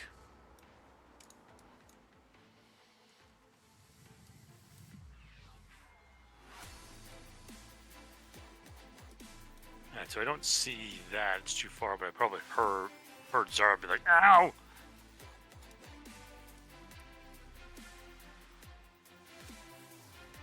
Oh, I knew I had something. I have the life well tattoo, which Yes. is You still resistant have to that? necrotic. Yes. Yeah, she just got that for her hype train item. Ah. So that would be, yeah, I believe resistance to all of that. So that is going to be 8 and 9 damage instead. Sweet. Yeah, that's handy. Go ahead, J-Man. Yeah, I'll have the spiritual weapon take an attack.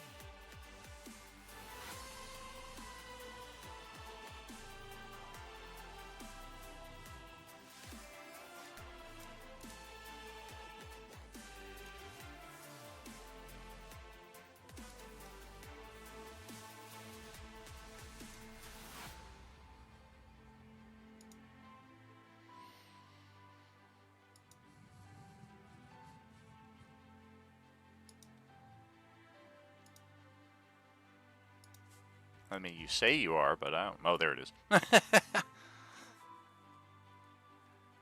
Eesh. Yeah, so that'll be a miss. Swinging wide.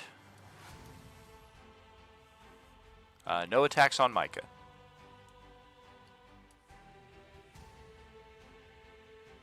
Yeah, buddy. I'll yell out after hearing Zara get hit. I'll yell out, Zara, get close to me if you're being hurt. Because I cannot see her. And then I'm going to just go ahead and Sacred Flame the Nightwalker. All right. I guess another natural 20 on my saving throw. Hey, a failure. And crap damage. Wouldn't you know it? Alright, we'll take 12. He doesn't have a lot in attacks. He's more of a support character, so that's it. Alright. That gets us halfway there. We'll take that 7th inning stretch, so to speak, and catch up with you in about 10 minutes, friends, with some more Are You Gaming? I love all the baseball references tonight. Oh my god, it fits so perfectly. He gave me the Sapphire Dragon Wormling. And I my had gosh, to. that's I actually amazing. rolled the one above that, Oh, but then no. I looked at it, I was okay. like, I have to. I mean, come on. Okay. Don't give him anything he wants. It just fit too perfectly. I was like, wow, that's the next one in line. Yeah, we'll go with that one. Yeah, no, I Aw. honestly wanted any of the dragons. I will make it work regardless, but As long as the dragon sounds like this. I figure if we're gonna cause him no end of torment with the staff, we'll at least hopefully give a favorable dragon companion here that doesn't give him as much shit.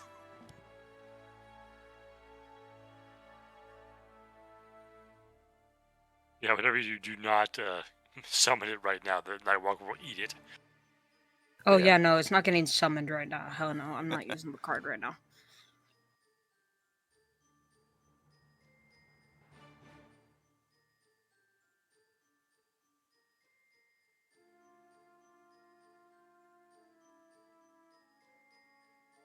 That was funny because I knew, since he said the item disenchantment would happen on our second round, I realized I was going to move over to the edge of the river to do my round. I was like, shit. Great.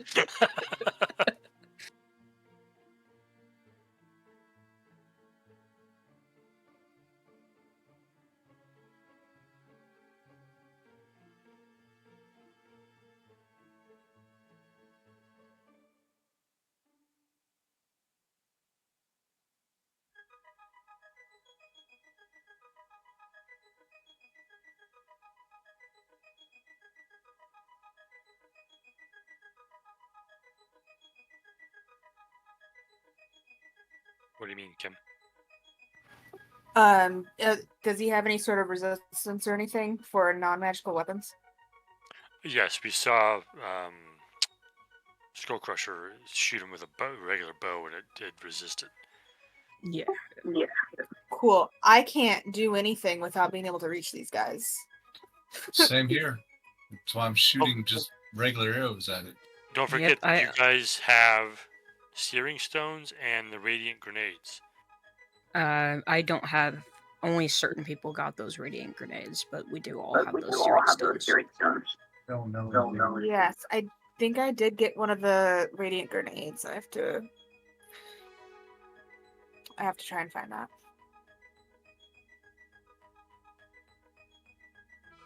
Oh my god, okay, I found the new token from a dragon.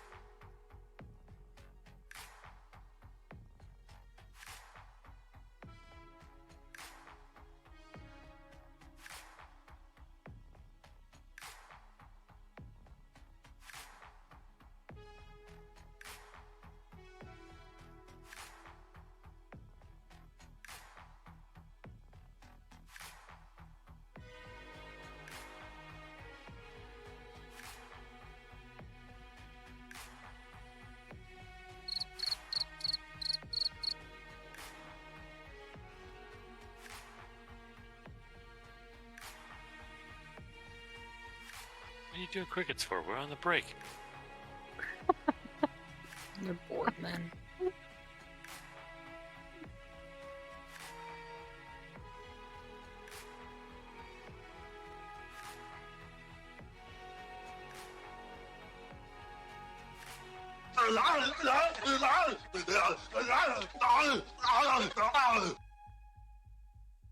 That's excellent.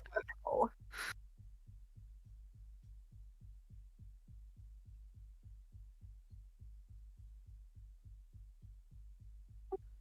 What do the searing stones do again? I can't find them. Never mind, I just found them.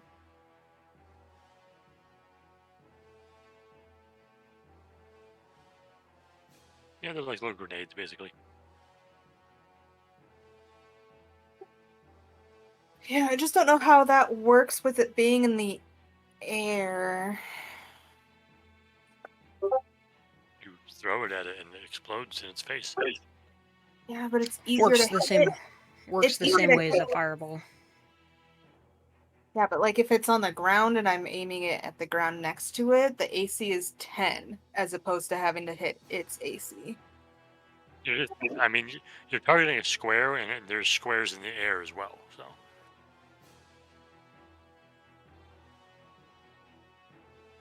like an airburst. But it says it. Where is Vale on this map? Oh, sorry. Go ahead. It says it explodes on impact, so I think I have to hit something.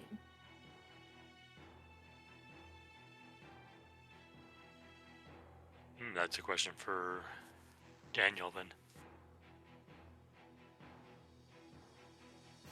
So, are you saying that it would have to hit a creature?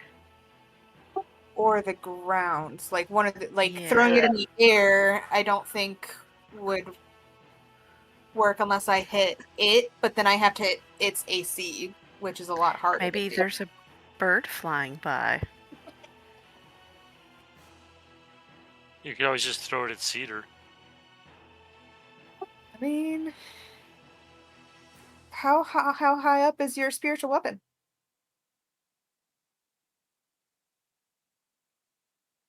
It's Can I 30 give it feet. a set?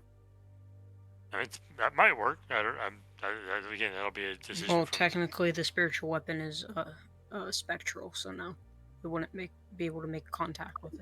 Gosh dang it! All right, that's right. I keep thinking about the one in Baldur's Gate because it's attackable. Yeah, no, that's totally different. They changed that just for, I guess, video game wise.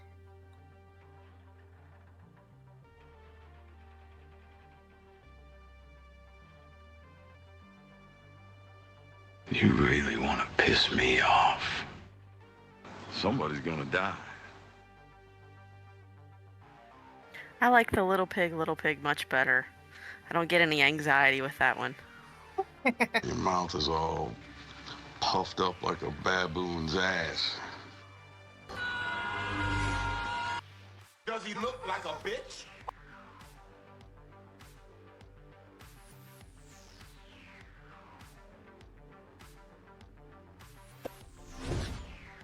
Alright, time to get back to work here in the combat. It looks like it's Johnny's turn. Well, fine, let's go back to break then. See how you like that. Wait, you mean I walked all the way back upstairs for nothing? Good Right, I time. guess it starts with a con save, right? Yes it do. Good spot. Ooh, 23 is that DC. I'll inspell it and roll it again. Alright. Hey, much better. Alright, I am still in melee with the echo, so I'm going to swing from there. Oh dear. Ouch. Ouch, Kipibbles.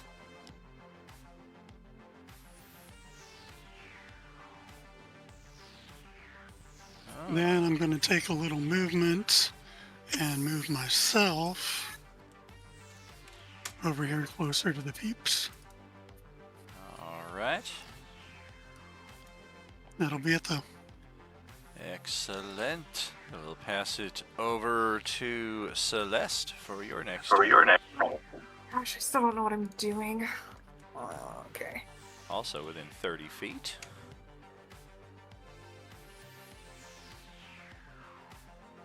Okay, I have advantage on this.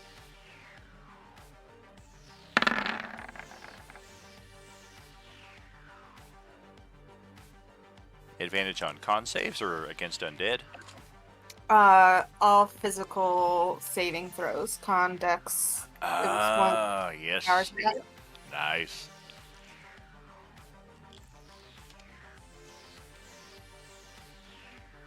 I actually forgot I'd taken the boon to get advantage on con saves. Oh, interesting. What's that one called? Peerless health or Perfect health, yeah. perfect health? Gotcha.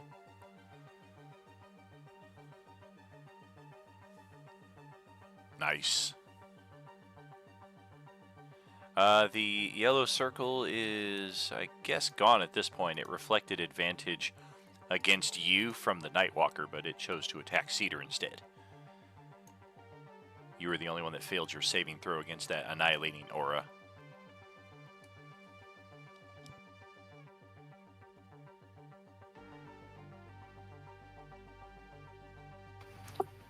Okay, so I have a question about the Searing Stone.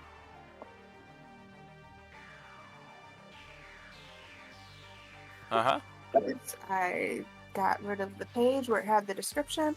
Because it's something about it explodes on impact, but I'm throwing it in the air. But it talks about an AC of 10 for the square aiming. So how does that work? Oh, let's check. Some of these searing stones, some of these relics kind of follow 3E mechanics a little bit more. Oh, that's handy. All these references of searing stones just saying you can search them in the server. Where's the actual fucking thing? I posted Oh, there it the is. part that we were talking about in the chat. There it is. Okay. So it's on a successful hit.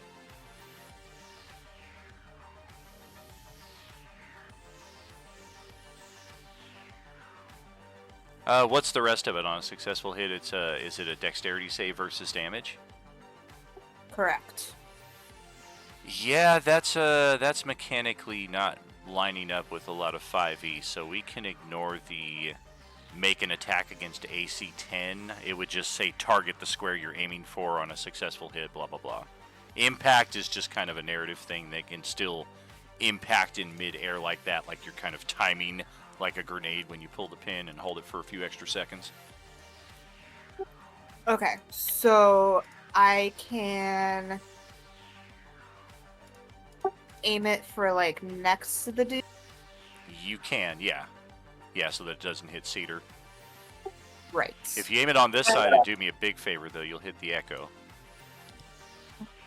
I'm gonna right where I pinned it. Shit. Good try, good try. I can't blame a guy for trying. Okay, so I do an attack roll. No attack roll whatsoever. I just roll a Got dex save, which is, what's the DC on that? That is a Dex 13. 13. So it looks like we'll just edge it out, so we'll take half damage, I believe. Okay, so it's 2d8 piercing and then 2d8 fire. So, and I don't have a stat block for this, so I'm just gonna roll those here. Gotcha. Do you have the irresistible offense boon? No, I do not. Okay, so we'll take all the piercing, we'll take half the fire. Alright. 8 plus 4. Alright. We'll take that.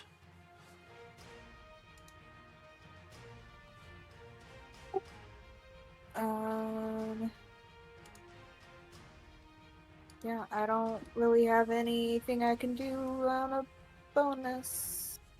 And that was all my movement, so I'm done. Alright. That's Grant. Over to your turn. New and improved with Marvel powers. Don't forget your regen.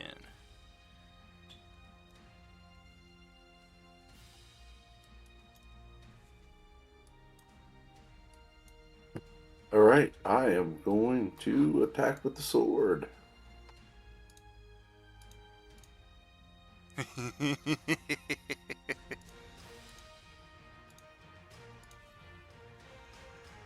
That will hit. Con save again. Let's see if we can avoid that. Yeah, we'll make that so we can regain all the hit points we want. This thing hasn't been getting any, but it has the ability to get some if it's holding on to a ability that will do such. Let's see, Radiant, so we'll take 14 plus that. I don't know if you saw J-Man point now to an ability you may be overlooking. Yeah, but that's all spells, right? All the smites are cost spell slots? They do. Yeah. Extra damage in exchange for losing some of your magical utility. Alright, for that one then, I will do Thunder Smite. Alright.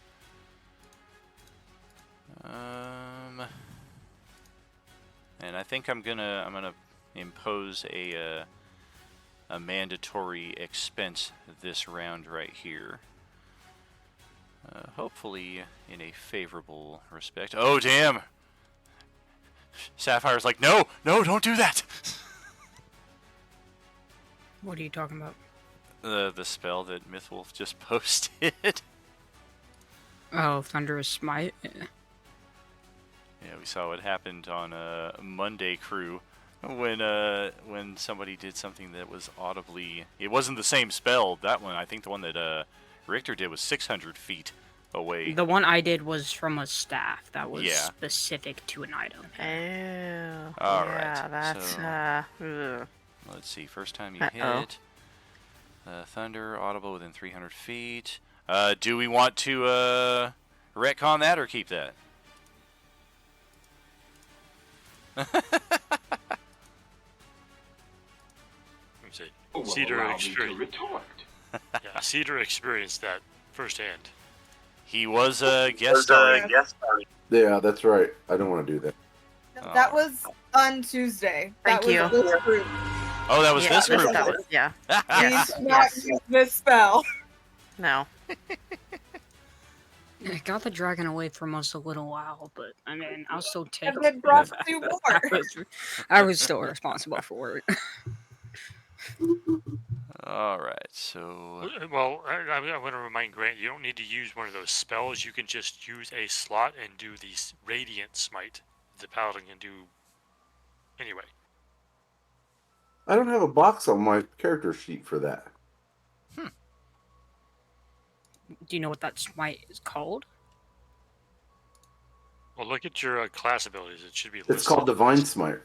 Yeah. Divine smite? Okay. Yeah, sorry, I don't play paladins, so... I don't really know that's it anything. right there, yep.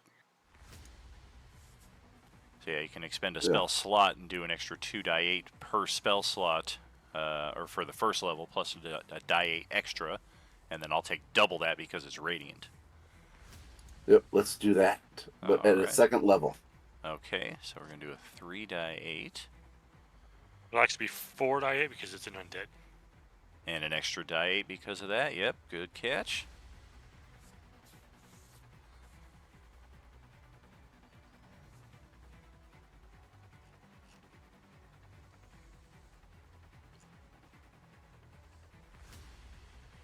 Okay, and then back to the mandatory expense this round. I'm going to do you a favor and burn your automatic natural 20 for this session on this attack.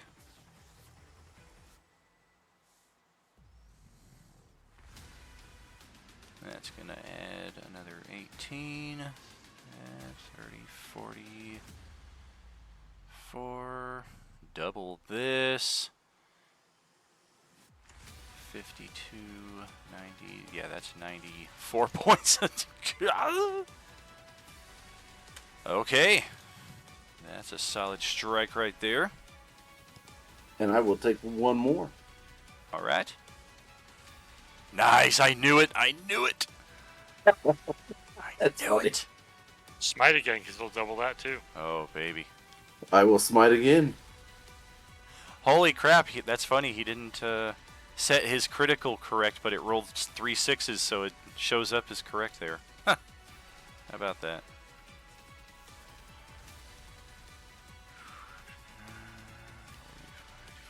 $58 plus your extra bit right there. Plus double that. 60, 70, 80. God, that's almost 200 points of damage right there. Good job. Oof. 2 And natural that is all I 20s got. with radiant damage. Ouch. Okay, Zara, over to your turn. Well outside of having to roll that. Did we have Grant roll a con save? We did not. One last thing, roll your con save against the Annihilating Aura. You're good on that. So yeah, go ahead, Zara. So she heard Vale talking to her or yelling for her, but she can't see. Like, what direction was he doing that from? What direction did she hear that from? Off to the southeast-ish on the south side of the docks, or on the north side of the river there. Okay, cool. All right, so she's gonna go back and mess with this Nightwalker Yep. or whatever it is. Hold on.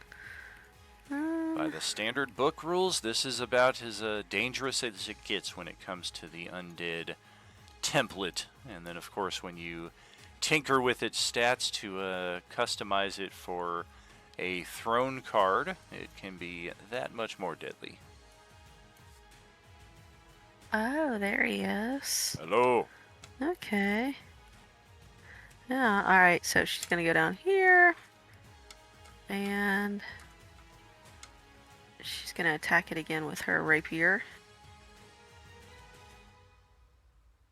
Okay.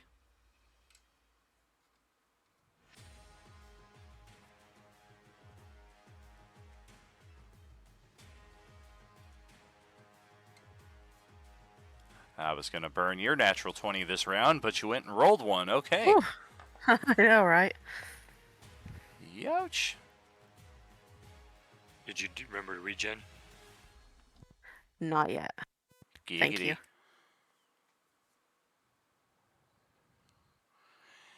Ouch. Oh yeah, we were getting dropped in a bad way with this damage incoming.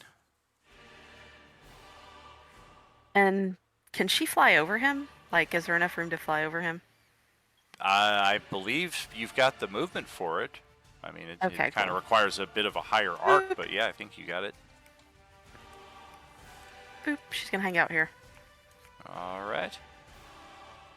Oh, does she have to roll the con save? Nope. It's only when you start your turn Okay. within 30 feet. Oh. Oh.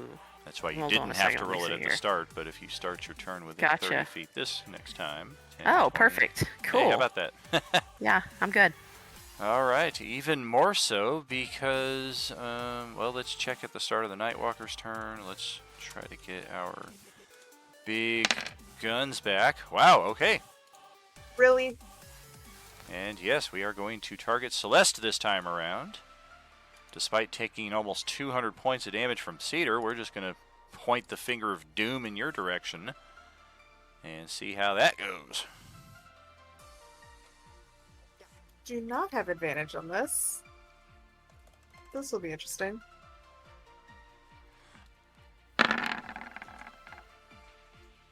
Oh boy. Yeah, I'm pretty sure the only way I can do that is with a nat 20. Well, you got those force points.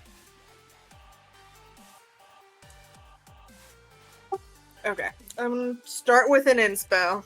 Okay, See what happens. there it I is. see a 20 there. Good.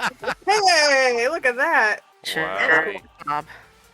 You guys are close to almost defeating this thing without even taking a single point of damage because it keeps using its all or nothing effect. You guys have dealt 700 plus points of damage to me without taking a point.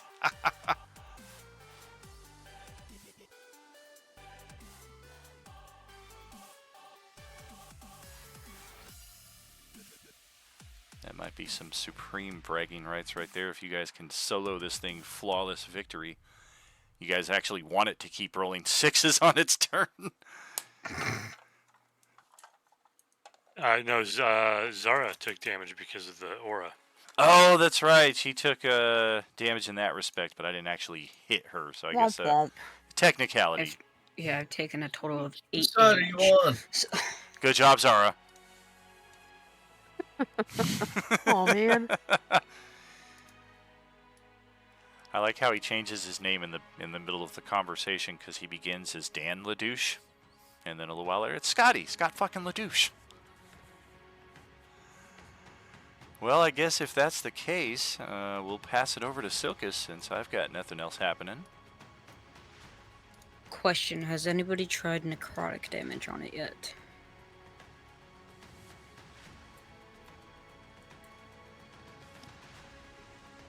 No, but Radiant seems to work pretty well. Yeah, it's been Radiant, Physical, and Fire as far as I know. Yeah, I don't have any. I mean, I do base amount of radiant damage just from casting leveled spells, but I don't have any radiant spells other than Dawn, and I don't really feel like dropping a 5th level spell right now.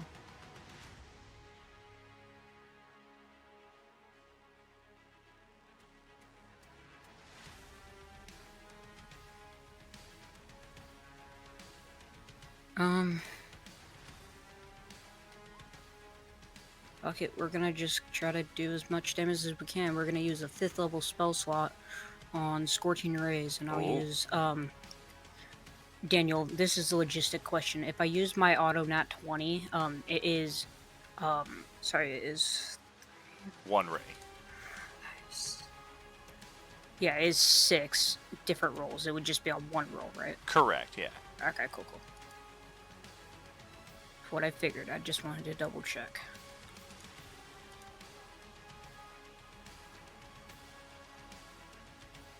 Yeah, this thing seems to be fully focused on Celeste now after taking even just a little bit of damage from her compared to the almost 200 hack and slash from Cedar right there. So it may be some tough going ahead here. Oh boy. Good thing I got a 23 AC. One of those missed. Hey, 2 of those missed. Well, one of those is going to be a auto nat 20. The first one, yeah. And then what was the other one that missed? And then it's the second from the last one here, the 22. Then I'll inspel that. Okay. Let's see. Any extra damage? Go ahead, roll it. I'm tallying. 32, 39, 49, 57. That last damage, the 15 is radiant. 72, 5, 81, plus 30. That's 111 points of damage. Oh, damn! Now I have 4,000 hit points. There we go. Yeah, right. All right. And then that will be my turn. Okay. Well, let's bring it over to Skull Crusher here. I can jump up and down and say, I'm way too short to do anything. That's exactly how I feel. This is so aggravating. I'm not here on my level. You need to start taking Oh. the Now you're barbarian. big. Yeah, you need to take the barbarian subclass to where when you rage, you also get bigger, because then you'd be able to step over here Path and of the at least hack on its legs with your reach. How come this is the first time in years I've heard about this perk? I think you just always like the Path of the Dragon because it's so appealing narratively, but there are like 5 or 6 other subclasses for barbarians. Oops. They don't come with bite attacks. They don't come with breath weapons. They all got their own unique little thing going. Oh my gosh, I have enlarge reduce as a spell. I could That's just, like, funny. Yeah, just make make the it. armor Wait a minute. 600 feet tall. I mean, but here Can you only magic go runs to backwards. Wait, I've got I don't know why, but one of my patches grants me a level 1 or 2 spell. Is flying a spell? That's a level 3 spell. You can levitate. Enlarge reduced is a level 2. Levitate's Yeah, a level 2 if you just position yourself under it and then kind of levitate yourself up. That could be an option. But of course, if it moves away, then you're kind of stuck there like, I have no horizontal, I can only control the vertical. Wait. I get a spell scroll containing 1 spell of 1st to 3rd level. Does that mean I can fly? Unfortunately, spell scrolls Yes. don't work for you if you don't. No, this wasn't a bot one. This was the patches. I mean, you can't use a spell scroll if you can't already cast spells. Correct. You do have, What? you can have a scroll of fly, but because your character doesn't use magic, it's just a paper with gibberish on it. But you could give that scroll to somebody who can cast fly, and they can Zara. cast it on you. Take this. Can you cast magic? I mean, I can, but like I'm flying here, or like hitting this guy. Is that what He's you want like me to do? waving a little white piece of paper down below you. Take this. Take this. Damn far away. How are you attacking? You're like 50 feet away. Here, take the scroll. Because I have like a 210 feet movement. Vale will look over and say, "Give it to me." Okay, shit. Take it, Vale. Oh, wait. I have to wait till your turn, don't I? Damn it. No, you can pass it over to him. You have to wait till his turn before he can cast it. Absolutely. Yeah, I can't What use do you it mean? I here, but still I'll can't take it. do a damn thing. Okay. I'm just going to shoot You my can little... hold your action Right. for if you get a spell that gives you the ability to fly. Yeah, but Correct. he can't hold his Maybe? movement and everything too. Right, you can That's hold a your whole turn. move or your action. So effectively, you can give the scroll to Vale. He can cast it, and then you can reactively move to this thing. But then you still have to wait till next turn before you can actually attack. Oh man. Whatever they say, guys. I don't know.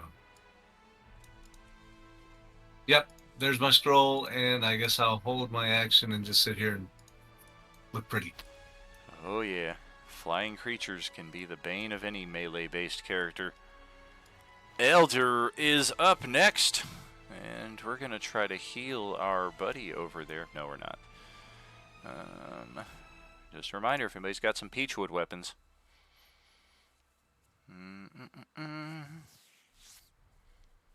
Because you guys don't already have magical weapons, apparently.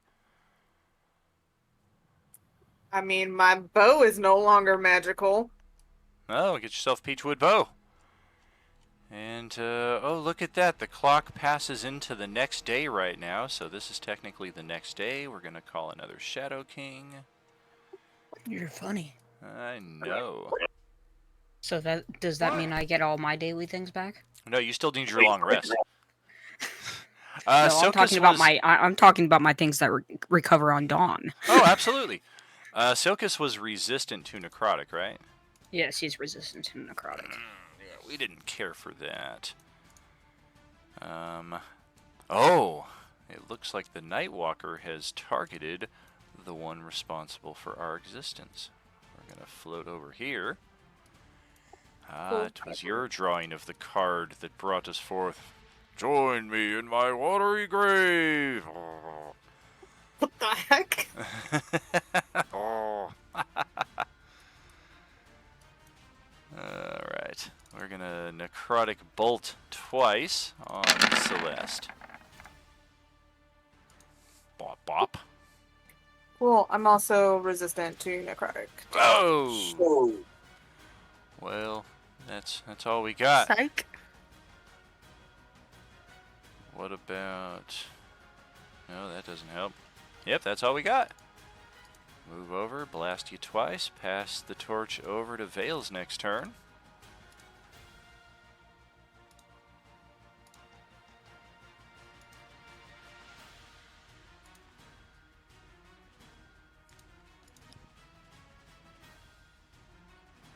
Just looking at the fly spell real quick.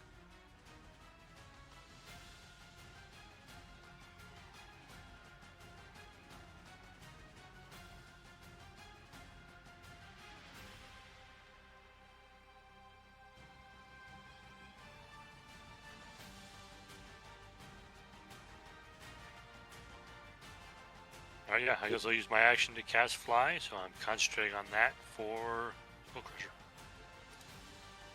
Alright. Does that mean I get to fly over and attack now? The first, yes. You can fly.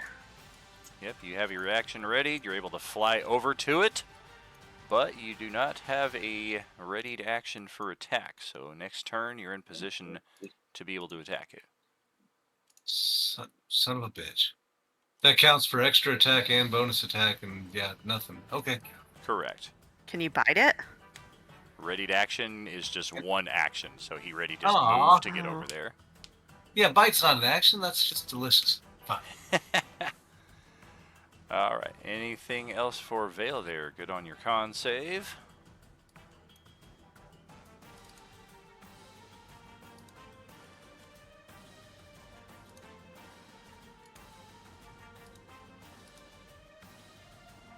Gonna add a dark radius to represent the annihilating aura around this thing. So if you're inside of that slightly darker colored radius there, that will indicate you need to roll your save. Man, that spiritual weapon ain't getting anything going. Yeah, I don't really have a lot of attack spells, so let's go ahead and do a natural 20 on that. Bam! There we go. Lost track of that, but we'll get it here. Alrighty. And yeah, I'll basically call out, if you need healing, come to me. And that's my turn.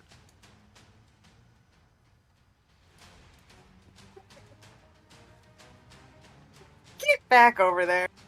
Yeah, what is it moving then? I mean, think it wants am I healing. the only one who heard? Yeah, he wants healing. Just He hold can't still. understand our languages. Oh, He's gonna damn it. heal you with. He's gonna heal you with radiant damage, man.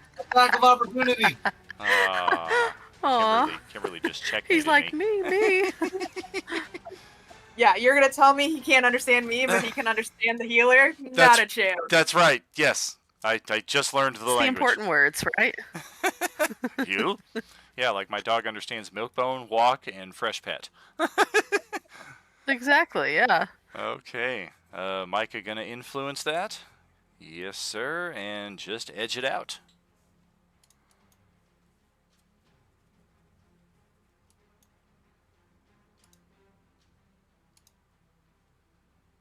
Sorry, my screen went a little crazy. Womp womp. This is the first time I've been able to see that guy that's throwing necrotic bolts. Uh-oh. And I've got 60 feet of movement. So Oh, dear. I'm going to slide up here, No. get out of that dark aura, and take 2 swings on him. Oh, gosh.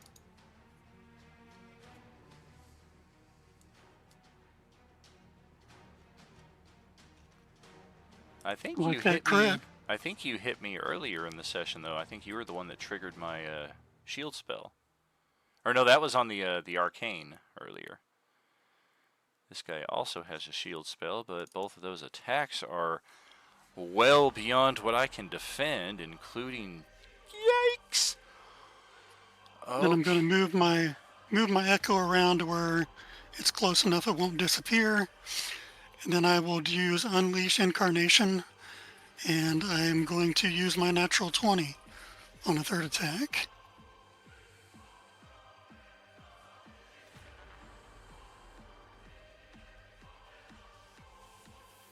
Okay. It's plus 36 on the one side and plus 12 on the other. That's from you or from the echo? That's from the echo's position. Okay. All right. I need to start over on the math here. 1 second. 60, 90, 1, 10, 14. Okay. Ouch. Good thing we came with some hit points. And then for this one,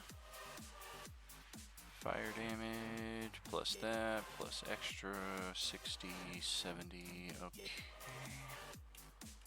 Ow! Yeah, we'll take all that. That hurts.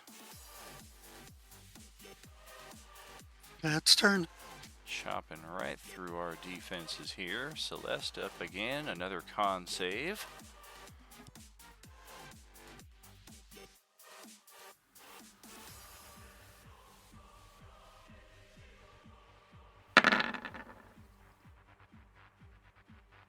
Yikes, even with advantage, short by 2.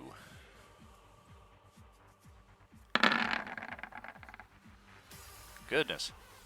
Oh my gosh. Force point for the 1 extra.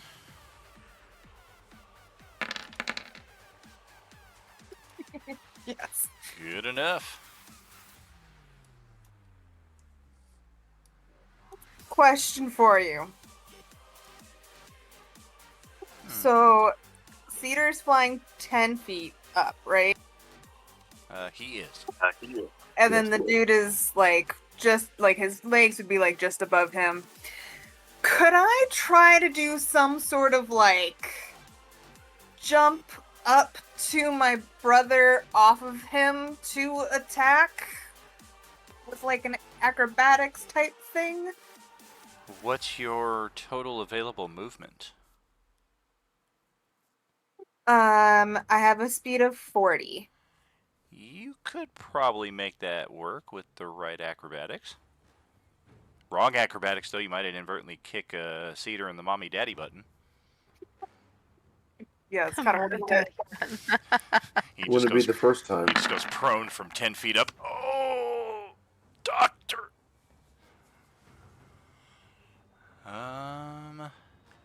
Care to boost that with a force point?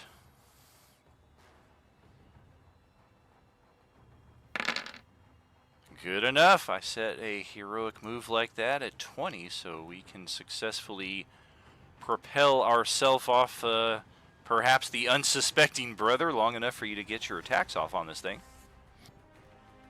And I can still take both attacks with that? Yes. Even a bonus action attack if you had one, and then you'll kind of end up touching down in one of these 3 spaces here underneath it. Oh. I will use my nat 20 on the first one. Yes. And then inspo on the second one. Okay. And then the bonus is somewhere. We do also have acid resistance. Oh, I didn't even want to use acid. Dang it. Can I still change that or is it too late? You can. It's like automatically set to that, but I can pick between different ones. I was going to try the lightning. Also resistant. Of course it is. So, cool. Alright, so we'll take that plus another 8 for 18, 20, 30, 40. Are we going to force point the Undead Slayer? What do I need to hit? 23. Okay, then yeah.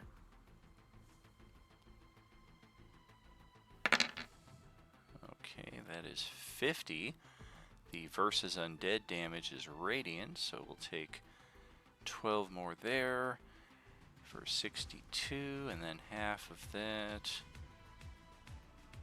is okay, plus the crit up into the 80s, half of those. That's just about 100 points of damage, even with the resist. Just a shade shy. Ow! Yeah, this thing is really getting chopped down. Well, that makes me feel better about this fight. So, that works. You fall down into the deluge of Skullcrusher's tears. Hey, he's flying now. It's fine. You'll get him this time. Alright, not if Cedar has Oh, anything man. to say about it. He's gonna just kill this thing now. Well, the first thing I'm going to do is move. The ladder I could have used. What's that? You have a ladder? Honestly, I 24 thought foot about ladder. that. I thought about taking the ladder out of my robe and be like, hey, can I use this to get up to him? It's all of a sudden a ladder But I match. could have used that to get out of the damn river. Fuck. Dangle the money in the bank briefcase above all of the shit. It's a ladder match all of a sudden. Don't forget your con save there at the start of your turn for being in the Annihilation Aura. DC is 23. I will have to use inspiration. Oh boy. Good thing it's the last of the month. I don't know where everybody's at. I think everybody's got Yeah, the... that's my. I got one more. Oh, wow. Definitely need that refresh. 10 force points per month is correct for our epic subs. So then I will attack with my sword. Good chop right there.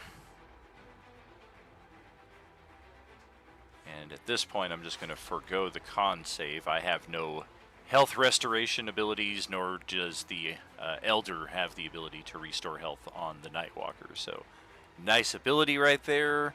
The primary benefit we're getting here is the double radiant damage. And with that one, with the second attack, I will do my Divine Smite. At 3rd level.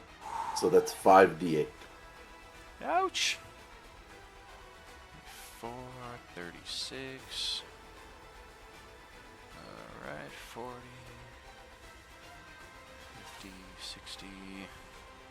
More radiant damage there to the tune of 32. That's 90. Ouch! Okay. There goes that health bar again. What can I say about that health bar that hasn't already been said about Afghanistan? It looks bombed out and depleted. And that is all I got. Thank you.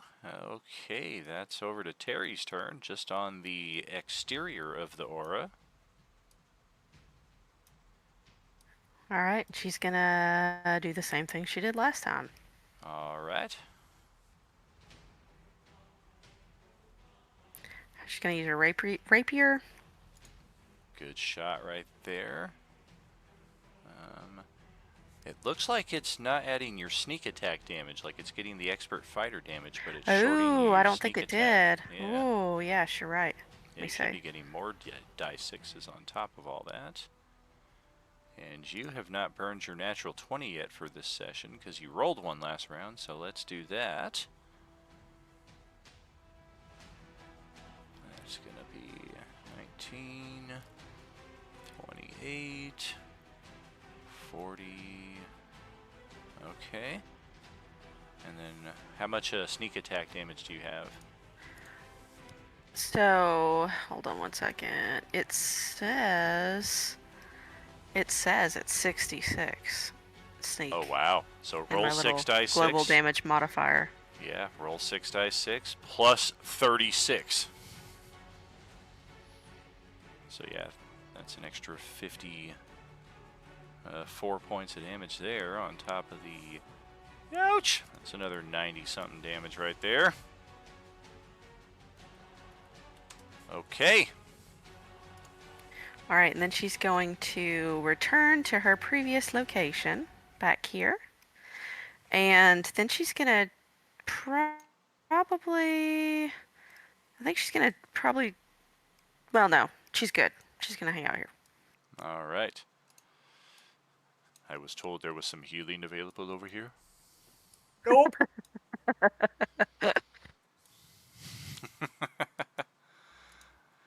Aw.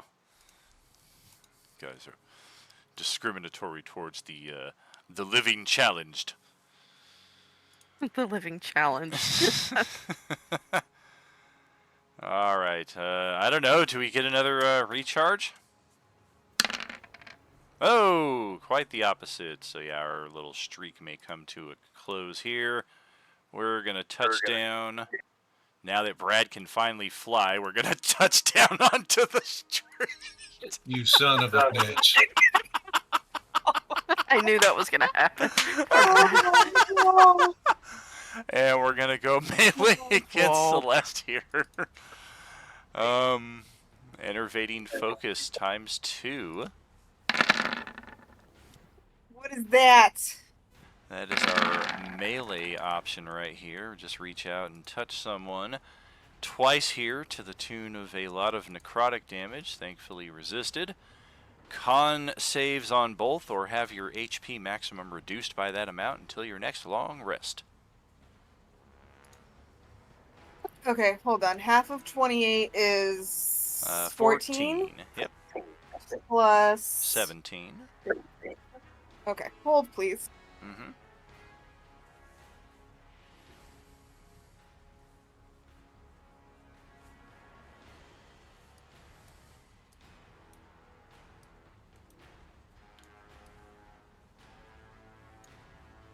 Okay, and then 2 con saves.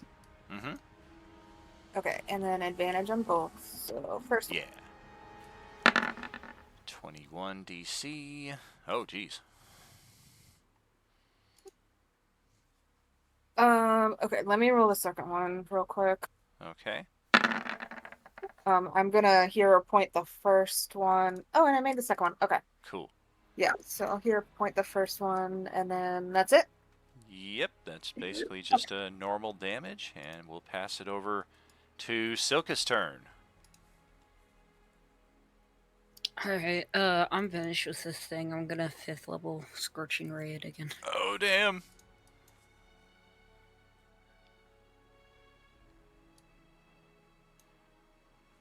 I think it's lived long enough. No, I'm living challenged. I would like to live, benefit from some healing. 1 for 1, 2 for 2. Searing Stone, where the fuck did that come from? Now he's Oh, I throwing hit the wrong Searing one, Stones damn in the middle of his No. Scorching Ray? That's some My bullshit. Searing Stone is right next to my Scorching Ray on my sheet. That's some bullshit. That's how you end up in the ER. Oh, and the damn... What's up? Okay, the modifiers are all different, so yeah, just do 2 more of those. What are you talking about? Let's see, 1, 2, I've done 4 Scorching Rays so far. 3, so. 4... So you get 2 more, right? Is it 5th level 6? is 6 of them. 6 yeah. total, yeah. Oh, oh, oh! And another Searing Stone. Why What did the fuck?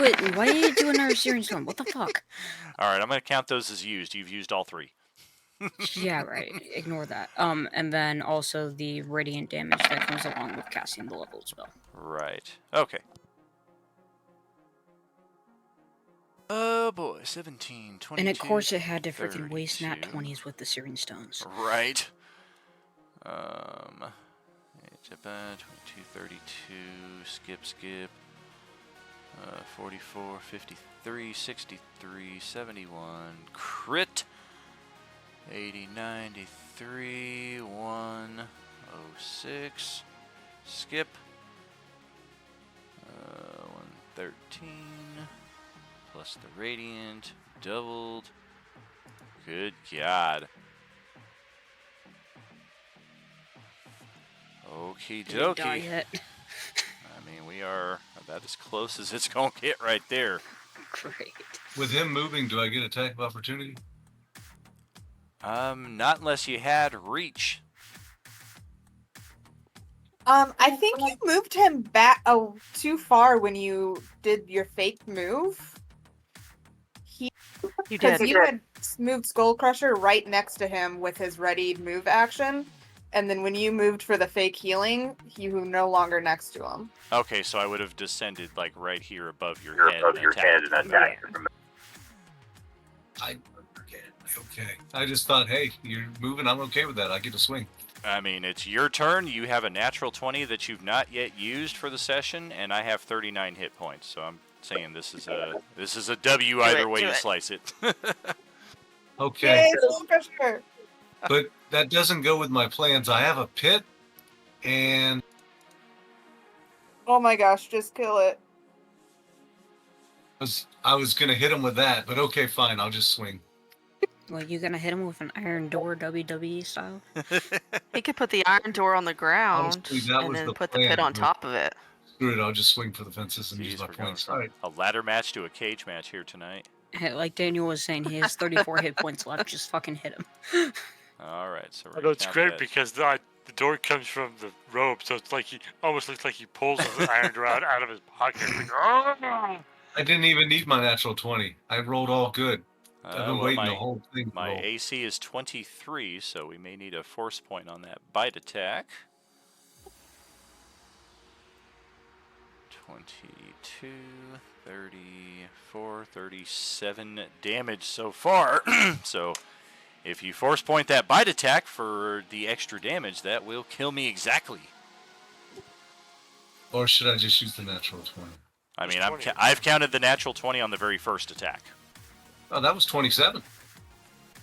It was, but I counted it as a natural 20 to give you the extra damage. If we count the natural 20 on the bite attack, it does less damage, and I have more hit points. Okay, I'll go with your math. Yeah. I see into the matrix. Good call. Good call. Yeah, use your You need force 2 die point and 8. you'll kill it. You Yeah. need 2 die 8, and you need a 3 or better on one of them. And that will automatically finish this thing off, because I have 2 hit points. That'll do it. And you managed to bite it out of existence, getting a nice mouthful of shadowy necrotic deliciousness before it fades away back to whatever horrible place it came from. It's so cold, like ice cream. And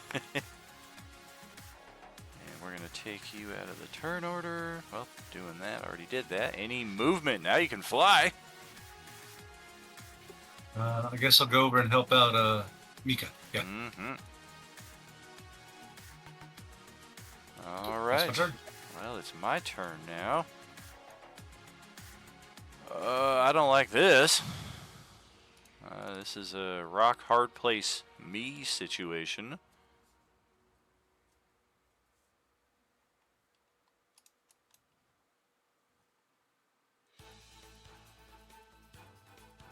Nope. I don't like the disadvantage that you guys are going to impose either, so... Micah is flying to match my height up here, correct? Yeah, I wasn't sure if he was flying or not. but- Gotcha. Yeah, I was hovering see just that a bit icon up now. above. So I'll pop that on you, and yeah, I mean... You didn't get the attack of opportunity on the Nightwalker, but you're going to get it on me, because I need to get an open lane of attack on Celeste here. Yeah, good luck. So 1 from each of you there. That's a hit. That's a hit. It feels so good. 48 damage right there. Ouch. Okay. Gosh, my coolest ability, and I've taken most of my hit points without being able to use it, because it's a defensive thing. Alright, Necrotic Bolt twice on the girl who resists all my damage. Well, at least I hit twice for a whole 17 points of damage. Woo. That's all I got. That's over to J-Man.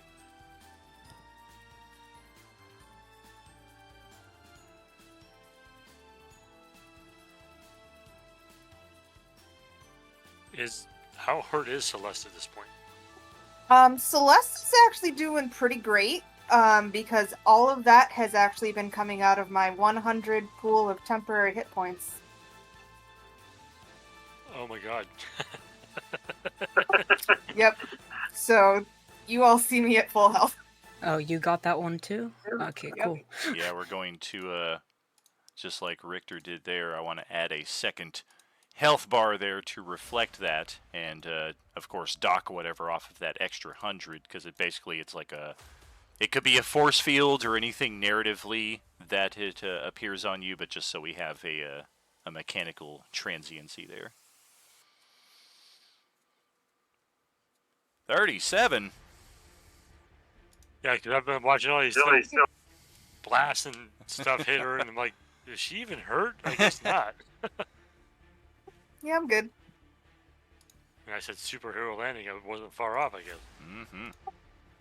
Pretty much. Although Zara over here is pretty fucked up. Yeah, I could use some help. Of course, you're 30 feet above me. That's true.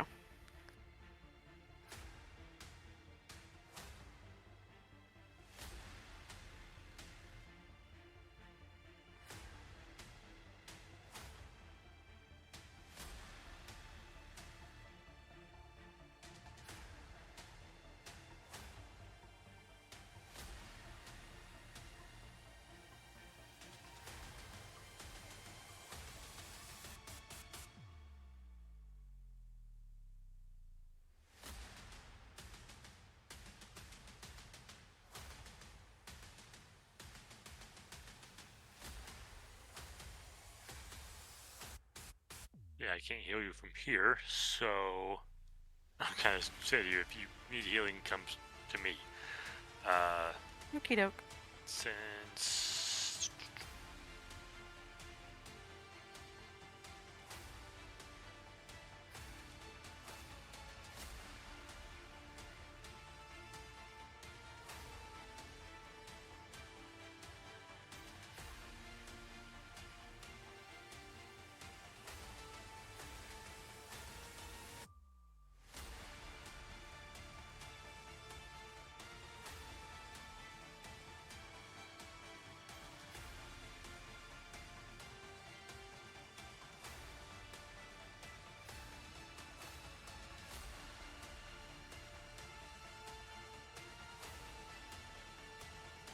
take that 7 points. I don't wanna. Bum, bum, bum. Deck save. I'll do that. Oh! I guess I will.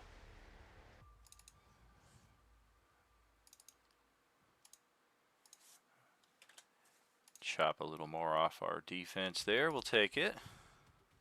And yeah, I moved the spiritual weapon already, so I'm done. All right. Top of another round. Biggest hitter incoming. See if we can finish this guy off. Yep, see if we can end it. Oh, yeah. Slide over here. We'll take our 2 swings. Cedar looks over at what Micah's got going here. He's like, man, I could stand to learn a thing or two. Peerless fighter. That's awesome. Is he still up after those? 48, 51, 68. Nope, I had 65 HP left. That will finish me off. And I will finally use my coolest ability that nobody ever frickin' triggered. All these spellcasters, I'm like, somebody cast a spell at me! I need HP! Yeah, I was just using cantrips. Yeah, exactly. Not Somebody disappointing, cast a that spell. And is. Silkus is all like, I'm going to use my upcasted Scorching Rays. I'm like, well, at least I'm glad that's not coming over at me. But the few rounds that he was doing the basic versions, I'm like, hit me! All right, let's drop the initiative here as all of our foes dissipate from existence. And it becomes very quiet out here except for the slow creaking of the ship rocking in the gentle waters of the river. Oh shit, I need to go retrieve my food from the grill. Oh my gosh. Oh good, it's not there anymore. Anybody want some food? The whole area is inflamed. Healing. Hey, I'm happy though. I got to use one of my patches from the coat. Heck yeah. It only took 6 months, but you know, I got Yeah, it. to be fair, I haven't even touched my freaking Yeah, you never sword know. items, so. You never know. A lot of those things can sit unused forever, but they have unexpected bonuses. I don't even think I sold any of the stuff that had gold value. So. Yeah, I mean, It still would have been pretty badass to hit him with that 10-foot door, though. I don't know what mechanics would use for that, but that would have been awesome. Silkus got a bad gambling addiction, but it's thankfully netting him some solid coin every month. That's probably accurate. Yeah, what do we use coins for now that there's no more merchants? There will be new, and of course we'll have to overcome this hurdle in-game, but trustworthy merchants who we have actually gone through the process of vetting in-game. All of our tables, or at least all of our campaigns, have already located these merchants in the field. We've uncovered a number of different settlements that our tables can use their gossamer bulbs to travel to these locations instead of the home bases. And it'll be available in the same context. The merchants available at these locations can be summoned to your spot in the field once per session. The primary difference will be that their availability for merchandise is going to be a lot more limited. It's not going to be just a free-for-all. Every rare item is always available. It's going to be each week a new rotating stock. So here's the staff of the week, here's the sword of the week, here's the axe of the week. kind of things, maybe just the weapon of the week, but it'll be a flowing, fluctuating stock that'll hopefully entice a little more RP in some of those merchant channels, as well as some strategy and coordination among our tables. And just to Oh, make yeah, sure I'm I'm really understanding the disappointed. RP. Oh, What's sorry. that? Go ahead. Oh, I was just gonna say I'm disappointed about my brass horn of Valhalla. Just saying. Well, I was curious RP wise. So even the merchants at the guild hall that we were at turned bad and disappeared, or it was just the floating merchants. Well, that's the thing. I mean, they are one and the same, but in game, our characters don't know that the merchants have done anything bad. It was only I think it was last night, the table that uncovered that, or maybe Sunday night. Might have been Sunday I know night. that I know that we summoned one in Right. like weird ass Stew crew. skull came up, yeah. Yeah, you guys summoned that fleshy bag of Villip, which turned into Meridian, and it was the first time we've had a little RP with Meridian in almost a year. But Stew Crew definitely knows about the traitorous nature because their magic items went poof, and then they were like, okay, let's summon the merchant and find out what the heck's going on here. As it is right now, though, play it as you will.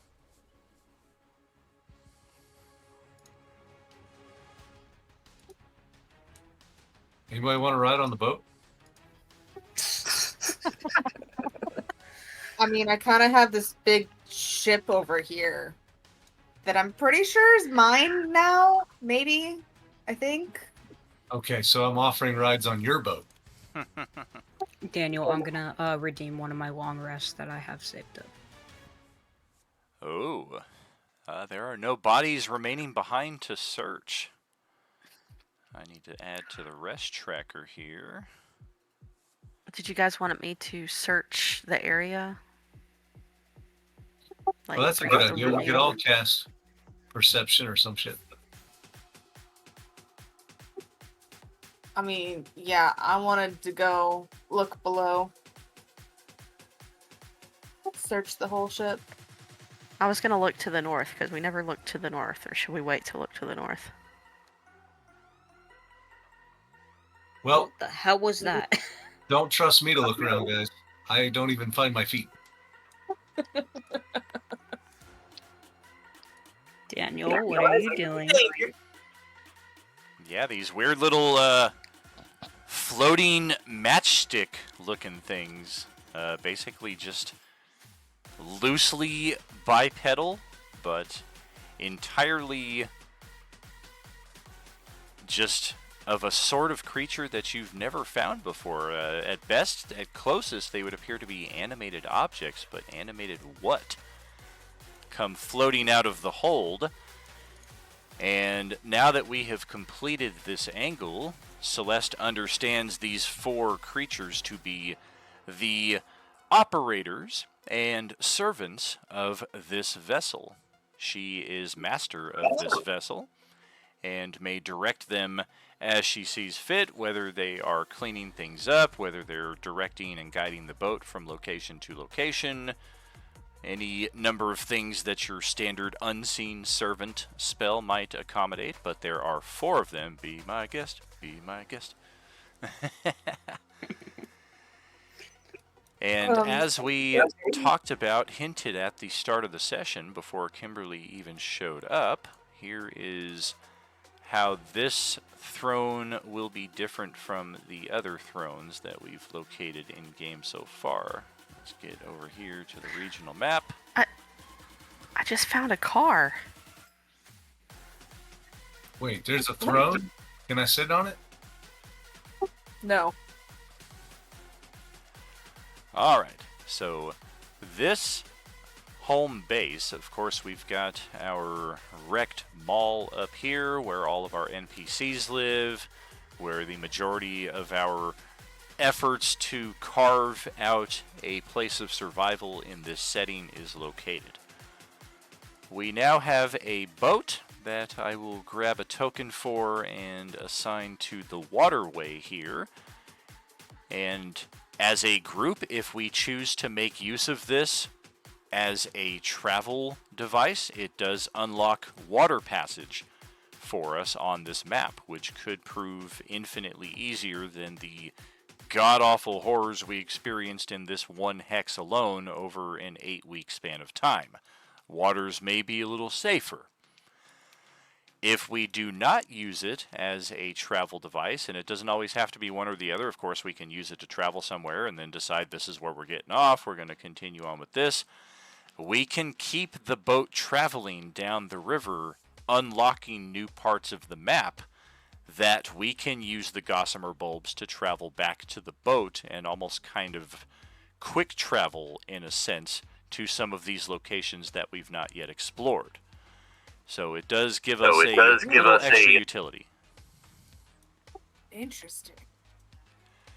Absolute. And let me carve out some new areas of the river here. Hey, I'm down for river cruise with enchanted objects serving me. That sounds awesome. I guess the car that I found wouldn't really help anything then. Hey, throw it on the boat. Or There we go. Might as well just open this whole bit up. Give us an idea of what we're looking at. For river access, we've obviously seen it going east and west to the south of our journey this entire time, but we do have this branching river to the south, which could be an interesting place to send the boat or travel to. Any number of things in that respect. That is just an idea and an example of what we're going to be able to do with our second home base here. We've got the mall, and now we've got a mobile throne in the field. Hey guys, the boat's leaving. Get on the boat. Oh, yep, looks like Zara has zoomed off quite a bit from the rest of the group, and yeah, this is what we see. Sometimes I've had to make some adjustments to say, because these are hardwired into the map, let's add an apocalyptic vein to it. The tires are all blown out. The engine has been completely scrapped for parts, but these are some top-notch looking modes of transportation up here, including what looks to be some pretty snazzy sports vehicles within her line of sight. Yep, that's what I saw.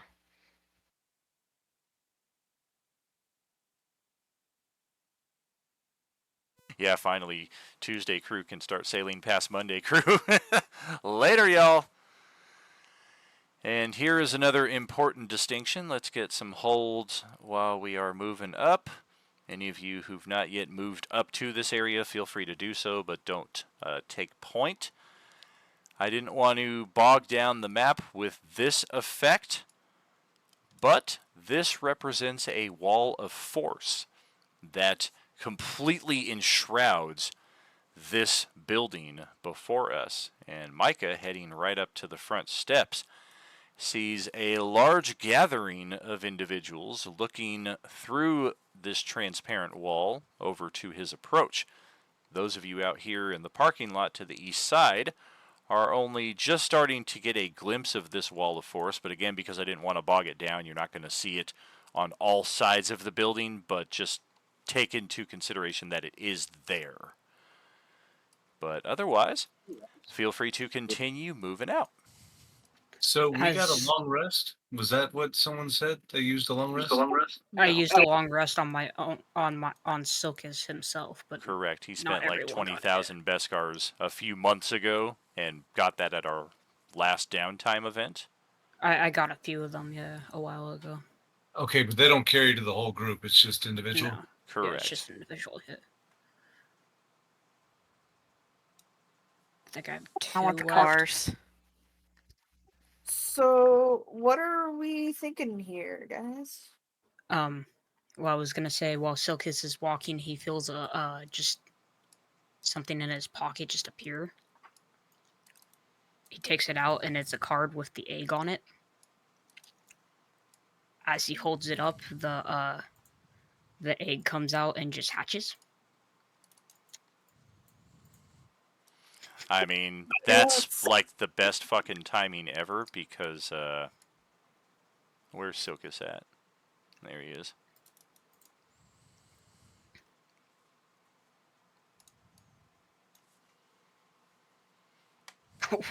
Oh my god.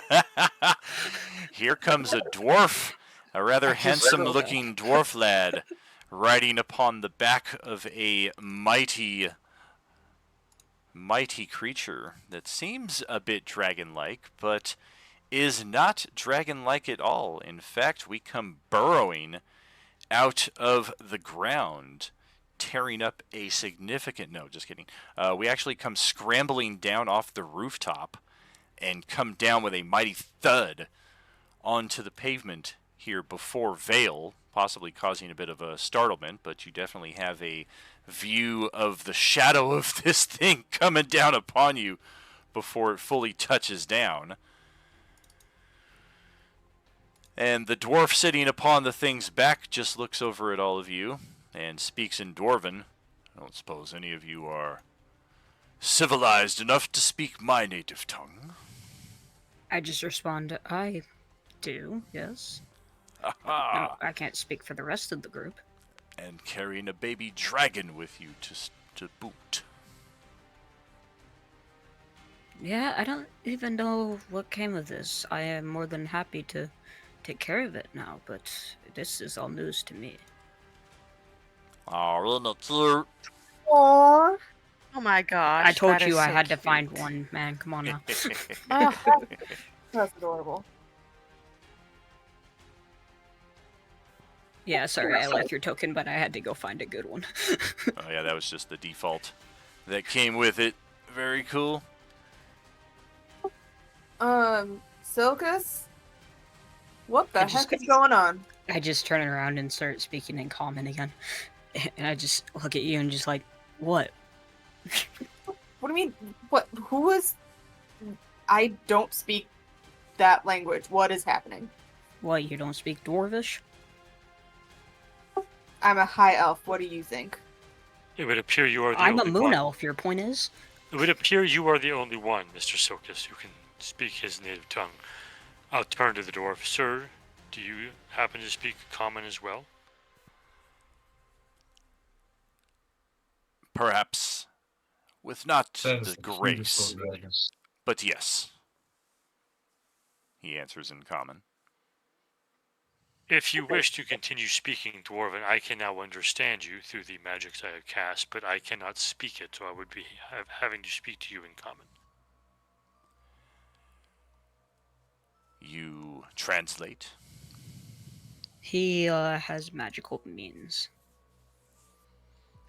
Yes, myself and Silkus here can understand you in Dwarven if you wish to continue speaking that. He does turn back to his native tongue. You've all caused quite the ruckus out here. Whatever was that about? Most of us couldn't quite see just what was happening. I'll start speaking Dwarvish again, and I'll just respond. Well, I mean, we were attacked by some what seemingly undead, but they weren't the normal, and I don't know what they were. But nonetheless, we had to defend ourselves, so that's sort of what went on. The river ghosts assailed you, Yeah, that sounds about right. and you defeated them, you say? Just the last of them now, yeah. The way I understand it, Sir Dwarf, is one of our number I kind of motioned in Celeste's direction. Won a magical effect that granted her a ship, but she had to rid that Okay, ship of before enemies. we tell everything to this dude, can we ask him some questions before we give our whole life stories here? The dwarf chuckles upon hearing that interruption. She's wise not to want to give everything away, but If I understand you correctly, you're saying that she has been gifted the ghost ship? Let's just go with that for now, yes. Very interesting. Who You have are you? You have a fine building here yourselves.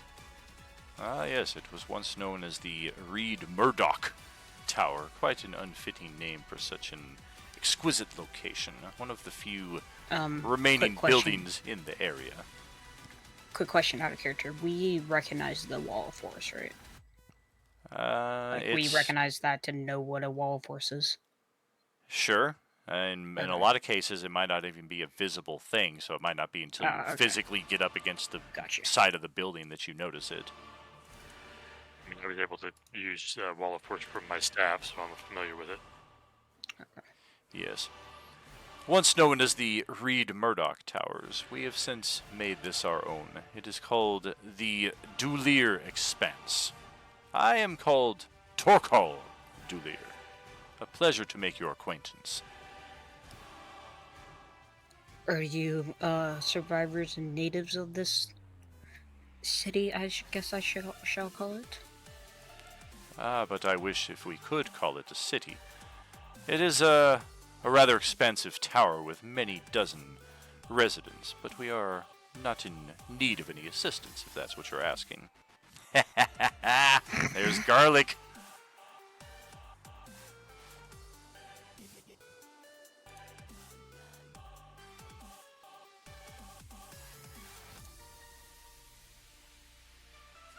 Yes, indeed. We have found the link that I spoke to a number of weeks back when Garlic took the encounter with the Chosen of Takesis in a new and unexpected direction. And I said, that's a shame because our next angle involves his missing son. And here we are. We did complete the LaSalle haunting, successfully resolve Kimberly's throne card, which we've been holding off on that for a while, so should be interesting to see that develop in the days ahead. But now we have encountered a very important NPC who one of our dear friends in game has been searching for some time. I believe he told all of you this in game during the downtime. I was about to react to it. Yeah. So there is some response in that respect from some of you who may at the very least recognize the last name, and then in that respect be like, oh god, Torkarl, yeah. But that will be our cliffhanger for this evening to close out our 4th year streamiversary celebration for Tuesday Night Table. That's 22 down, 2 to go. And of course, Pop the stringers. Woo! Of course, Vale is just translating this with no idea who the fuck Torkarl Dolier is. I was just waiting to actually react in character, but he cut me off. Who's Garlic? Way to go, Grant. Way to go. That's funny. So yeah, no need to track our initiative here, and we have finally located a map that has been in the wings for some time now to come, so very pleased to be able to bring that out. We'll continue with this tale next Tuesday when we get to week 19, and back to our regularly scheduled bi-weekly programming here at Role Playing Unlimited. Thank you so much for checking us out this evening, for hanging out with us over the past 24 days, while we've been proudly presenting our 4th year streamiversary. Every session, every week, we've got a lot of story developments in the hopper, a lot of major events incoming, some major ones that just happened this week, which we've been covering at each table. So we'll be back tomorrow night and Thursday night to close out our 4th year streamiversary as we head back to Cyberpunk Waterdeep. Wednesday night, 6 p.m. Pacific. We'll catch you then, friends. You know it. There's no RU without you. Much love, all. Good night. Yep, definitely good session. Oh my goodness. See you at the party, Victor. The fuck? Good game, guys.